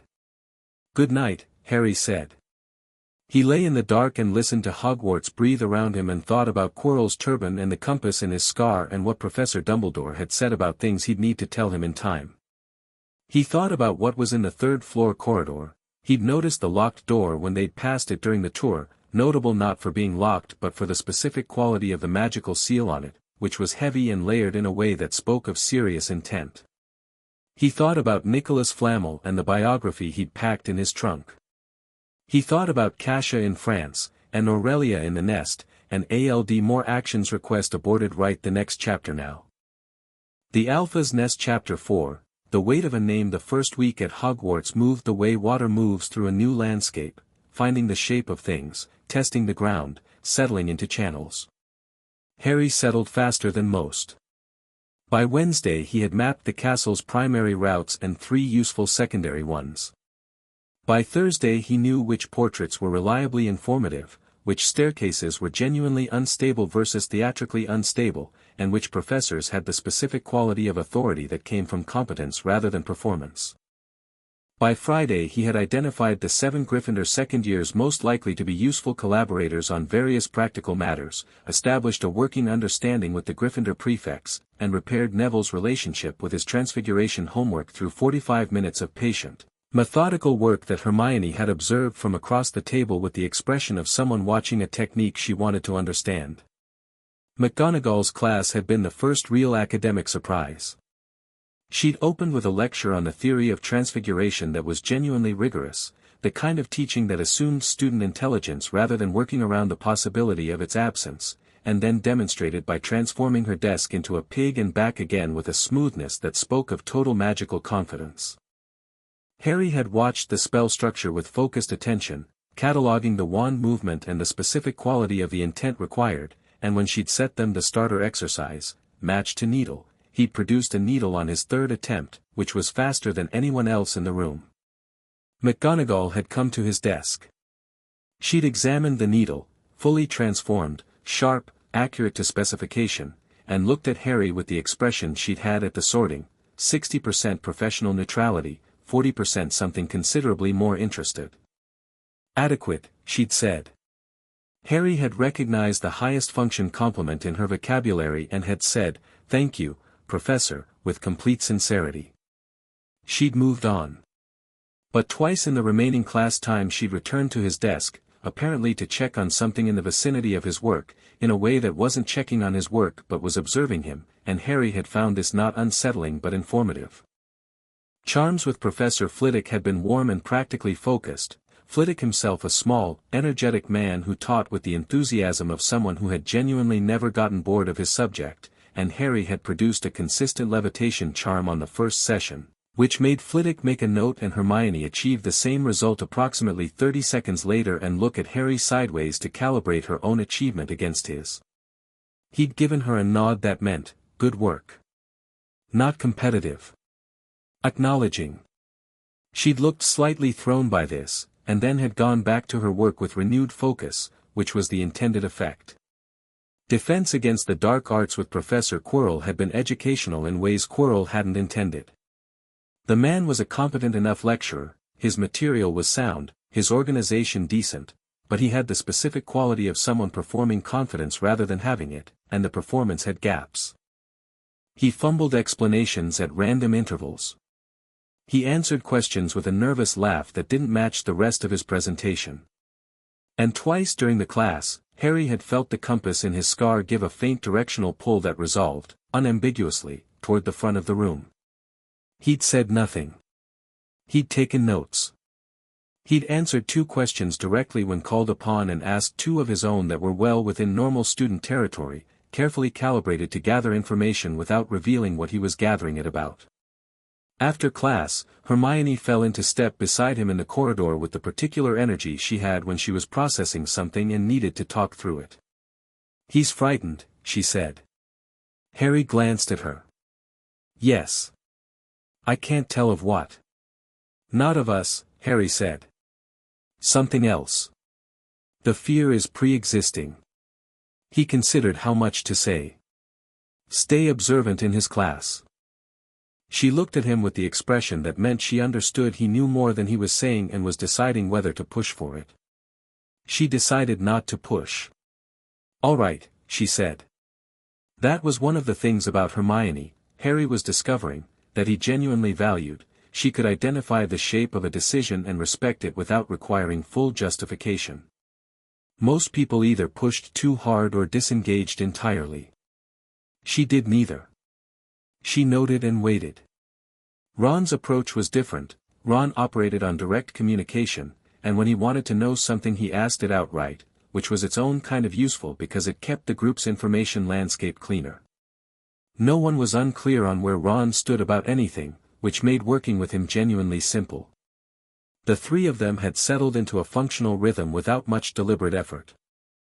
Harry noticed this and appreciated it, recognizing that it was unusual, that finding two people simultaneously whose instincts were this compatible with his own was not a thing you could plan for. He wrote to Kasia on Thursday evening, in their usual mix of English and Romanian, and told her about the castle and Quirrell and Neville's cauldron panic and the quality of McGonagall's teaching. Her reply arrived Saturday morning by a sleek French school owl, and it said, "The turban is obviously suspicious, you're not imagining it. What's in the third-floor corridor? Also Beauxbatons is beautiful and the dueling instructor would make Aldrich feel competitive. I'm learning things. Write more details next week." He wrote back that evening and told her about the corridor door. Her reply to that arrived Monday, "Flammel. It's got to be Flammel. You brought the biography, right? Read it." He already had. The Quidditch situation resolved itself in the second week. It began, as most useful things in Harry's experience began, with an accident. He'd been crossing the courtyard after breakfast on a Tuesday when he'd seen a first-year he didn't know yet lose control of a Remembrall, a small glass ball that turned red when you'd forgotten something, currently turning red, which had been batted out of his hand by a passing second-year who thought this was funny. The Remembrall had gone up, high, in a long arc toward the flagstones, and Harry had watched the trajectory for approximately half a second and then moved. He'd caught it, not with magic, just with movement and a reasonable understanding of where an object in that arc would land, 6 inches off the ground, sliding one knee across the wet courtyard stone, coming up with the ball intact. He handed it back to the first year, whose name turned out to be James Fenwick and who looked slightly stunned. "Don't let them see they got a reaction," Harry said. The second year who'd knocked the ball away was watching from 20 feet off with the specific expression of someone who'd expected a more satisfying outcome.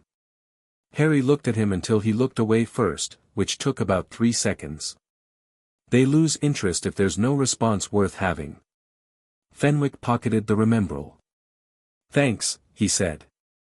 "How did you? That was really fast." "Training," Harry said. What he didn't know was that McGonagall had been watching from the first-floor window. He found out 40 minutes later when she appeared in the corridor between classes and said, without preamble, "Mr. Potter." A word. He followed her to her office, which was organized with the same precise logic as her teaching, everything in its place, the purpose of each thing visible, nothing decorative that wasn't also functional. She sat behind her desk and looked at him with an expression that had shifted further from the professional neutrality and was now operating closer to something he could only describe as calculated. "What you did in the courtyard," she said. "Caught a falling object," he said. "With your left hand. Off a cold stone surface. In the rain. The angle favored the left," he said. "And I've done worse surfaces." She looked at him for a long moment. "You've trained," she said. 10 years. Combat training. Not a question. She'd clearly been gathering information about him from somewhere, probably the same careful research McGonagall would always do before a term began, and the Voss tribe was not entirely unknown to the international magical community. Combat, navigation, magical theory, 3 years of tribal council observation. He met her eyes. "I also fly. Reasonably well." McGonagall held his gaze. Then she opened her desk drawer and produced a piece of parchment and a quill and wrote something in her precise, angular hand. "The Gryffindor Quidditch captain is Oliver Wood," she said, folding the parchment. "He's a 3rd year. I'm giving you this note, and you're going to give it to him after dinner, and then whatever happens between you and the team is between you and the team." She handed him the note. "First years don't normally make the team." "I know. I'm noting that as fact, not prohibition." "I understand the distinction," he said. She studied him again, with that 40% that was something more than professional neutrality. "How do you find Hogwarts, Mr. Potter?" The question was genuine. He gave it a genuine answer. "The castle is extraordinary," he said. "Some of the teaching is very good. The institutional politics are more complicated than the academic reputation suggests. The library is better than I expected and has more gaps than it should. Professor Quirrell has a structural confidence problem that's going to affect his class quality. He paused. I like it here. She blinked. The blink lasted exactly 1 second, and then her expression closed back to its professional setting, except a fraction warmer. That will be all, Mr. Potter. He took the note and went to class. Oliver Wood's response to the note was immediate and enthusiastic in the specific way that Quidditch people responded to things, with total focus on the practical implications and relatively little attention to context. He appeared in the common room after dinner, note in hand, and found Harry with the direct efficiency of a captain who had learned to cut through common room's social landscape. "You're Potter," he said. "Yes," Harry said. "McGonagall says you caught a Remembrall 10 feet off the ground in the rain. 6 inches off the ground. It wasn't 10 feet. Wood looked at him. "Right. I need to see you fly." "When?" "Now. Training pitch is free." Harry looked at the defense reading he'd been doing, looked at Ron, who was making a go gesture with considerable enthusiasm, and closed the book. The training pitch was dark except for the enchanted lights along the boundary, and it smelled of damp grass and the particular cold of autumn evening, and Wood handed him a school broom, a Nimbus 2000, school equipment, good quality, with the reverence of a man handing over something sacred. Harry took it. He hadn't flown in 3 months, the nest's geography was better served by ground and climbing, and his aerial training had been intermittent at best. But the broom was responsive under his hand in the way good equipment always was, and he swung his leg over and kicked off.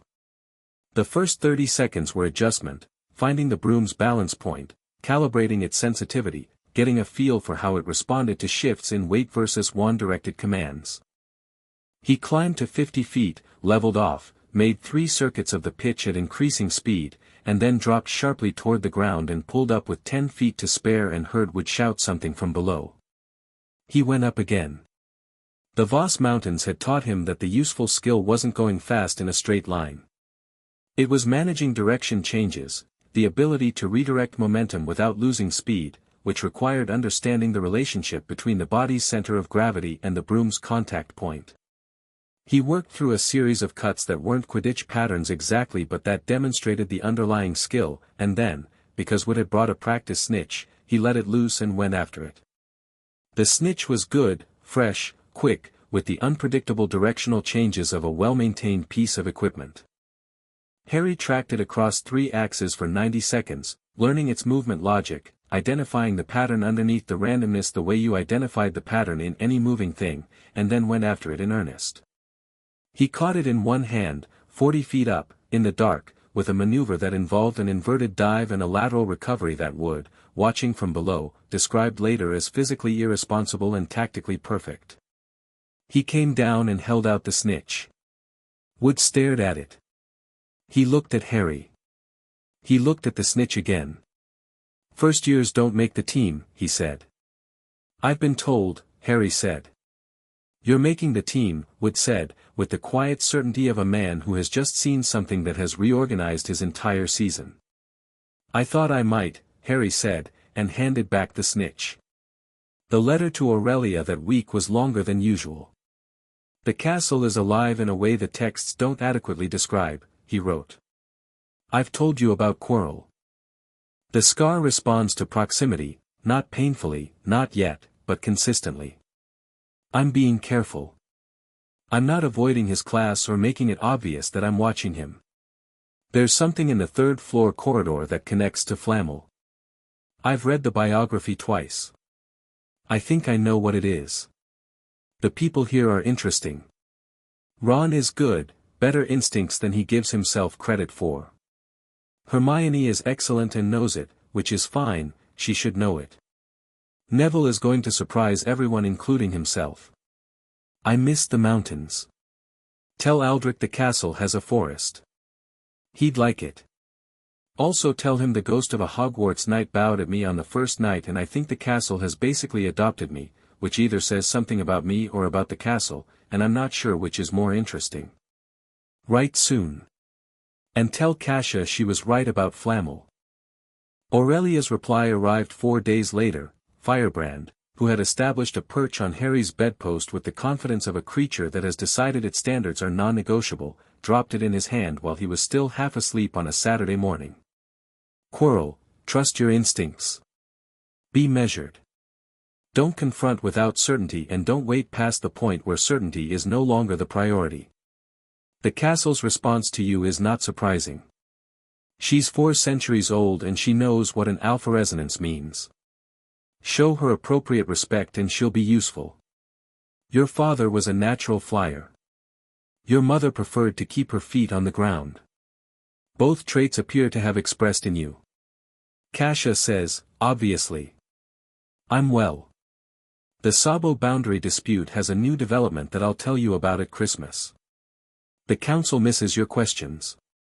So does Mira, though she won't say it. Be careful. Not afraid. Careful. He folded the letter and put it in the box he'd set aside for correspondence, and lay in the morning light with the stone ceiling above him and the sound of Ron still asleep 2 beds over and the distant alive presence of the castle breathing around him, and felt, with a completeness that had nothing complicated in it, grateful. October arrived with the particular dramatic commitment of Scotland in autumn, and with it, the first potions class from Professor Snape. Harry had heard about Snape from Ron and from Fred Weasley, who had provided a remarkably comprehensive briefing that amounted to, brilliant, vindictive, transparently favors Slytherin, specifically awful to Gryffindors, and nursing a specific grudge against the Potter name that dated to his school years with Harry's father. Harry had taken this information and added it to what he'd found in Aurelia's council records about Snape's history, a Death Eater turned ministry witness, currently operating under Dumbledore's protection and apparently trust, and had formed a reasonably complete picture before setting foot in the dungeons. The classroom was cold and dimly lit, which was practical for potions and also, Harry suspected, aesthetic choice on Snape's part. The man himself was already at the front of the room when they arrived, dark-robed, dark-haired, with the kind of stillness that people with significant magical power sometimes had, like a high-pressure system waiting to break. He looked at the class. He looked at Harry. He began the roll call with the particular tone of someone who has established their authority before anyone has spoken. When he reached Potter, he paused. Our new celebrity, he said. The class went slightly still. Harry looked at him with the same expression he'd used on the Sabo tribe's negotiator when that man had tried a similar opening move, pleasant attention, complete absence of the expected reaction. Yes, sir, he said. Snape studied him. Tell me, Potter, what would I get if I added powdered root of asphodel to an infusion of wormwood?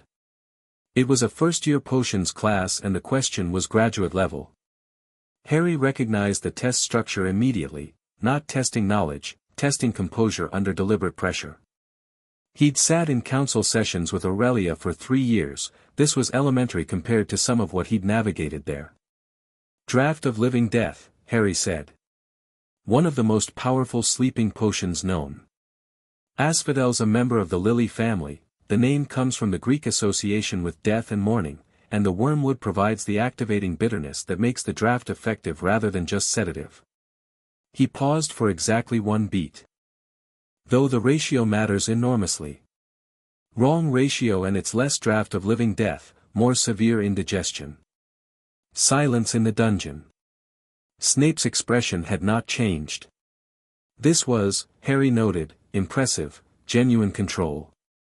Where would you look if I asked you to find me a bezoar? Stomach of a goat. It's a calcified stone formed in the digestive tract, acts as a general antidote for most poisons, though not universally effective. The quality varies based on the goat's diet and age. And what is the difference between monkshood and wolfsbane? They're the same plant. Also called aconite. Extremely poisonous, used in restricted quantities in several potions, wolfsbane potion being the primary contemporary use, which requires very careful preparation because the margin between effective and lethal is narrow. He met Snape's eyes. I'd guess about 1/3 of the class knew at least one of those answers. You could have asked them. The silence now had a different quality. Snape looked at him for a long moment. Behind Harry, he could sense the held breath of 20 students waiting to see what would happen next.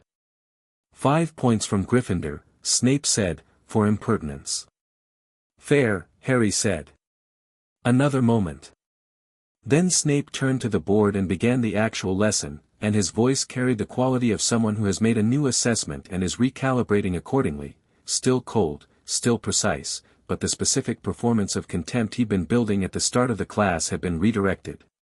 He was harder on the class generally, but he didn't return to Harry specifically. Except at the end, when Harry's Boil-Cure potion was, by any objective standard, the best in the room, clear, correctly colored, the faint luminescence that indicated proper preparation, and Snape examined it without speaking, then moved on to Neville's cauldron, which had developed an alarming quality, and said 2 cutting things to Neville that were designed to demolish rather than correct. Harry watched Neville's face go through the panic sequence he'd described in the dormitory. Neville, Harry said quietly, from 2 cauldrons over. Don't rush the lace wings. Let the heat equalize first. Snape's head turned sharply. That will be another 5 points from Gryffindor, he said, very softly. The soft was more dangerous than the loud. Yes, sir, Harry said. Then, at the same quiet volume, Neville. Heat equalize. Neville stared at him for half a second, then visibly forced himself to slow down, pulled his hands back from the cauldron, waited. The alarming quality in the potion subsided. Snape looked at Harry with an expression that was doing something complicated and private and said nothing further about points. He moved on. After class, in the corridor, Ron grabbed Harry's arm. That was brilliant. And also insane. You just cost us 10 points. He was going to keep taking them regardless, Harry said. The points were already gone. Might as well spend them on something useful. Neville's cauldron didn't explode, Hermione observed. Exactly, Harry said. Ron thought about this. Right. Yeah. Okay. He paused. Snape looked at you like he couldn't decide whether to expel you or, he was deciding what I was, Harry said. He'll figure it out eventually. And what are you? Harry looked at him.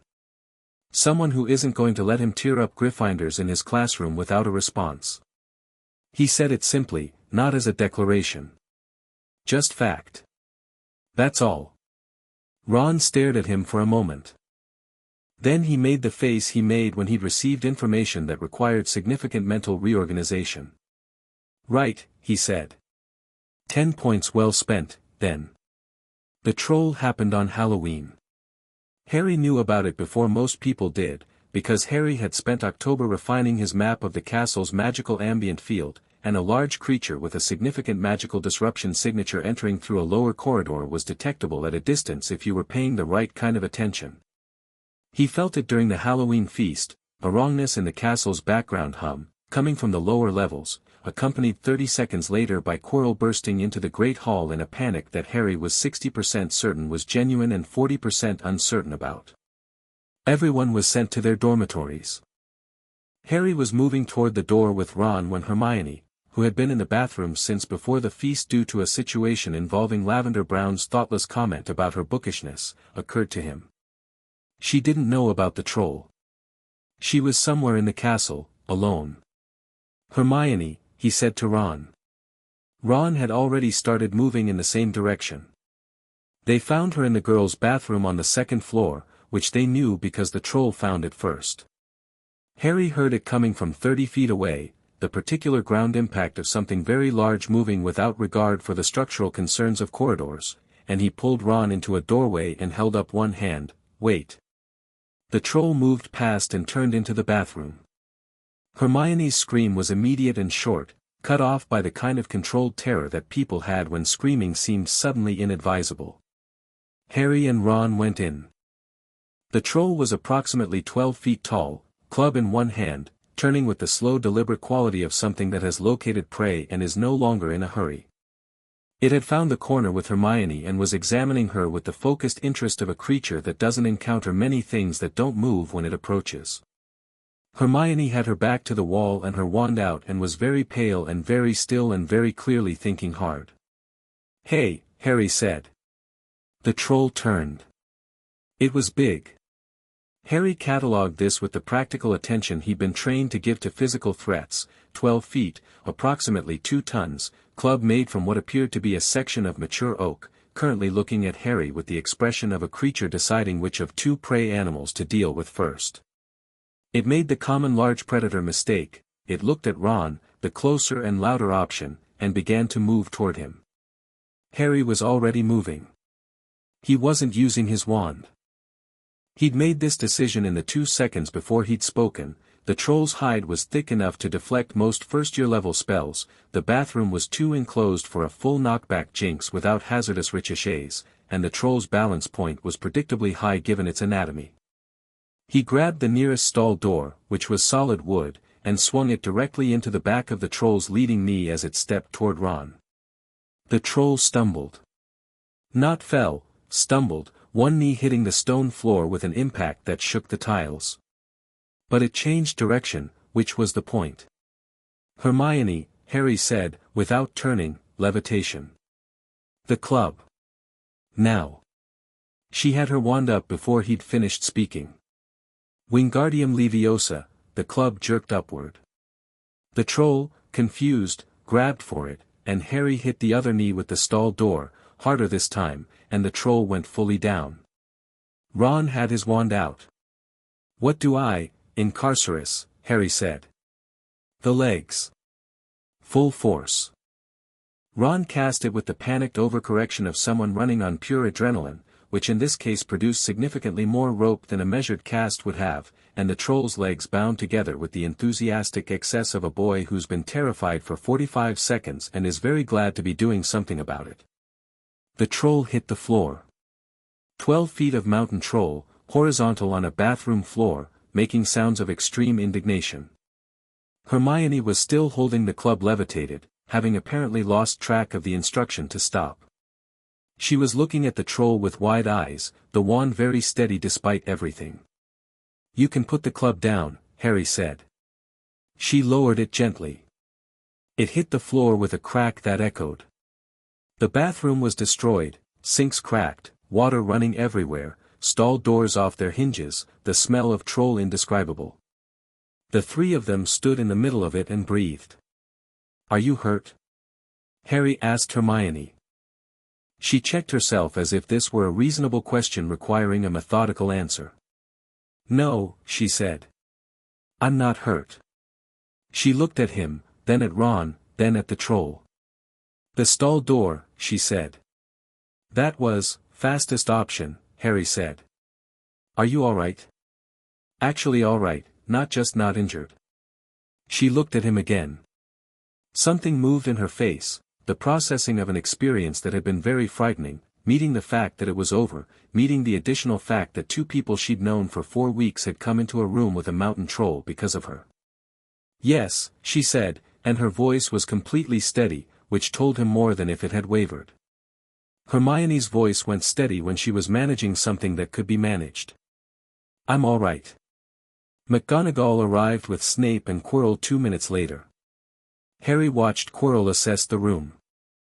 The fear response was genuine. He was genuinely frightened of the troll, which was interesting, because if you'd let a troll into the castle deliberately you'd presumably have some confidence about its management. The fear was therefore either excellent performance or evidence that Quirrell wasn't the one who'd let it in but had known about it and done nothing, which was a different and more complex arrangement. McGonagall looked at the troll. She looked at Harry. She looked at the destroyed bathroom, the bound legs, the club on the floor. "Explain," she said. Harry explained. He was concise and accurate and made sure to specify Ron's Incarcerus and Hermione's levitation, because credit going to the right people was a practical as well as an ethical matter. McGonagall was silent for a moment that was doing several things simultaneously. 5 points each to Mr. Weasley and Ms. Granger, she said. For nerve and quick thinking. She looked at Harry. And 10 points to Mr. Potter. A pause. Though I must note that dismantling the structural fittings of a school bathroom as a combat strategy is the fastest available option given the constraints, Harry said. She held his gaze. Quite, she said, in a tone that was professionally disapproving and privately something else entirely. 10 points. Snape said nothing. He was looking at Harry in a way that had departed from the contempt template and arrived somewhere Harry couldn't quite categorize, the expression of a man encountering a problem that doesn't fit his established frameworks and finding this both annoying and interesting.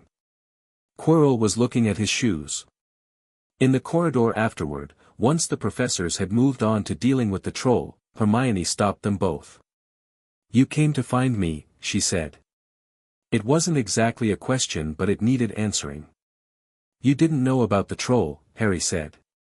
"Most people would have," she stopped. "Most people would have assumed I knew and gone to the dormitory." "Most people would have," Ron agreed. He sounded slightly surprised at himself.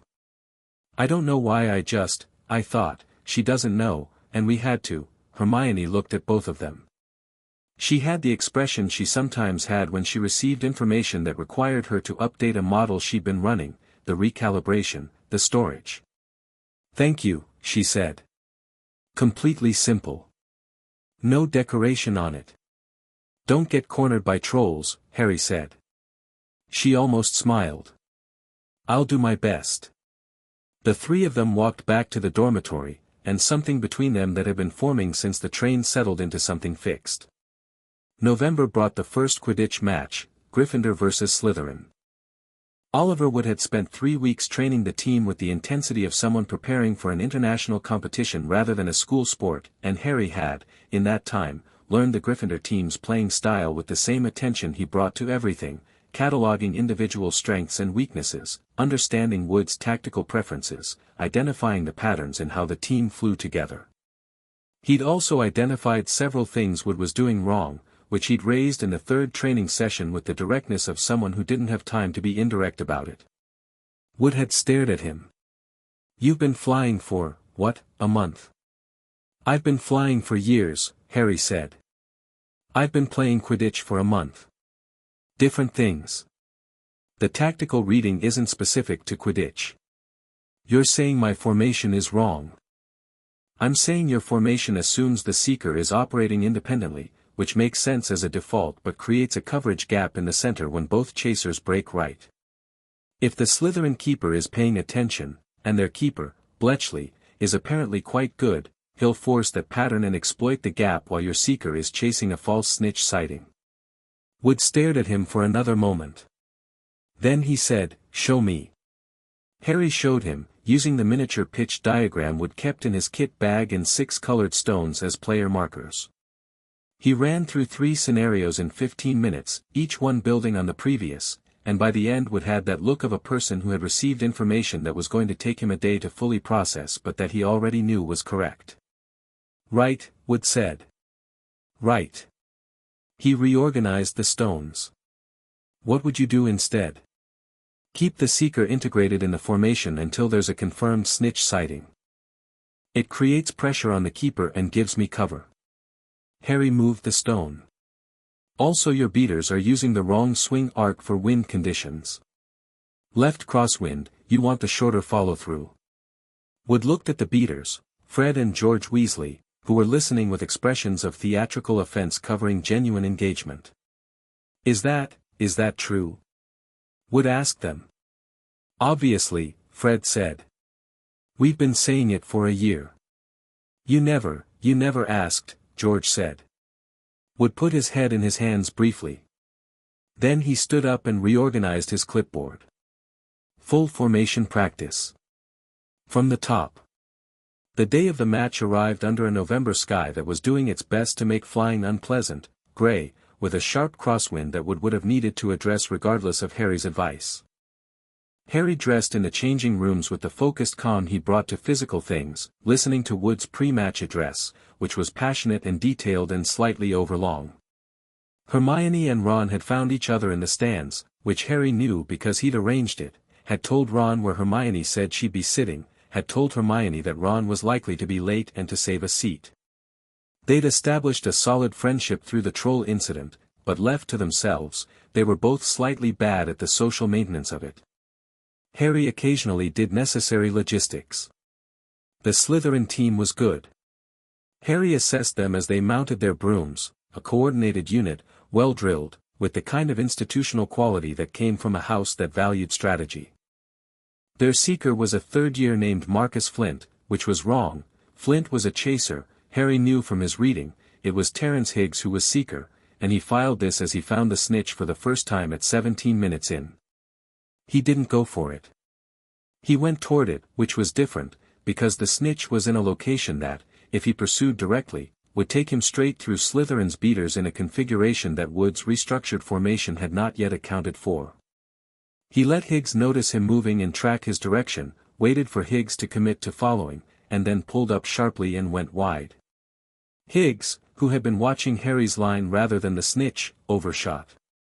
Harry came back, took a lower angle, dropped through a gap in the beater coverage that Fred had opened exactly on cue, good, and caught the snitch at 35 minutes with his left hand, coming out of a dive that ended 3 feet off the pitch. Gryffindor won 230-20. The 20 had been scored in the first 4 minutes before Wood's restructured formation had fully deployed. In the changing room afterward, Wood was making sounds that were technically words but were operating more at the level of pure emotion. The team was around him, loud and warm and physically invested in the celebration the way athletes are after genuine effort pays off. Harry accepted the noise and the backslapping with the ease of someone who grew up in a communal space and knows how to be in a crowd. Fred clapped him on the shoulder and said, "Potter, I want you to know that you are simultaneously the best and most annoying teammate I've ever had." "Best because the results," George added. "Annoying because you were right about the swing arc." "We've been saying it for a year," Fred said. "Wood has feelings," George said. "We didn't want to damage them." "We do now," Fred concluded. Harry looked at them. They had the identical quick-eyed energy of people who were always doing 3 things at once and enjoying all of them, and he'd identified within the first week that they were significantly smarter than they allowed most people to realize, which was its own kind of strategy. "The engorgement charm on your bats," Harry said. "Is that standard practice or your own addition?" They looked at each other. "Our own addition," George said, carefully. "The spin rate it creates is interesting. You'd get more distance if the added mass was centered differently, quarter-inch back from the hitting face." Fred stared at him. "Have you been studying our bats?" "You were doing something interesting," Harry said. "I wanted to understand it." Another exchange of looks between the twins, a full conversation happening in 2 seconds. "We want to talk to you," Fred said. "Strategically," George added. "About certain projects," Fred said. "That are not strictly within school regulations," George finished. Harry looked at them. "I'm listening," he said. Wood, overhearing this from 3 feet away, said preemptively, "Whatever it is, I don't know about it." "Wise," Harry agreed. December arrived the way December does in Scotland, definitively. The castle developed a cold that was different from the autumn cold, deeper and settled, and the fires in the common rooms burned longer and the corridors breathed cold air from the windows, and Hogwarts took on the particular character of a place that has been doing December for 400 years and knows exactly how it goes. Harry received a letter from Kasia in the first week of December that was longer than usual. Beau's batons, she reported, was extraordinary in the ways she'd expected and irritating in the ways she'd also expected. The dueling instructor was making her work harder than anything had made her work in the last 3 years. The magical theory curriculum was covering things the Hogwarts list didn't even acknowledge existed. "There's a boy here," she wrote, in Romanian, which she only used for the things that needed containment. "He's French, obviously. His name is Laurent. He's insufferably good at charms and he argues with me about tactical theory. He's wrong, but at least he argues properly. I thought you should know because you'll ask about it at Christmas and I want to frame the information myself before you do."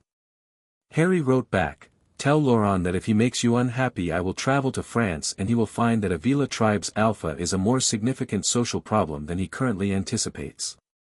Her reply, "That is the most overprotective thing you've ever said to me and I want you to know I'm only slightly annoyed by it. He doesn't make me unhappy. He's just wrong about tactics." "Good," Harry wrote. Obviously good, she wrote back. Christmas was 3 weeks away. Harry was thinking about going back to the nest, about the mountain air and the council room and Aurelia's study, when Dumbledore stopped him in the corridor on a Thursday evening after dinner. Not formally. Dumbledore moved through the castle's evenings occasionally, apparently without pattern, and Harry had noted that the apparent lack of pattern was itself a pattern. He appeared in places where students who were thinking about something significant tended to be. Harry was thinking about the third-floor corridor, specifically about the Flamel connection, specifically about what Nicholas Flamel had that would require this level of protection. Harry, Dumbledore said. He was carrying a copy of the Evening Prophet and looked like someone who has been having a complicated day. A word? Of course.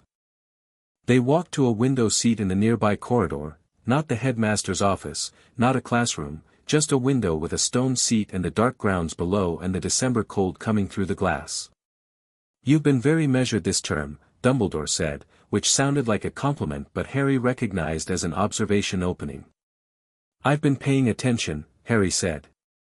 Dumbledore looked out at the grounds. I understand you had a notable encounter with a mountain troll. It was manageable. With a stall door. It was faster than a wand in that configuration. Dumbledore was quiet for a moment. And Professor Quirrell's class? Harry looked at him. Directly, without prevarication, with the specific quality of eye contact that said, we both know what we're talking about. His teaching is structurally sound, he said. His personal presentation has significant inconsistencies. What kind of inconsistencies?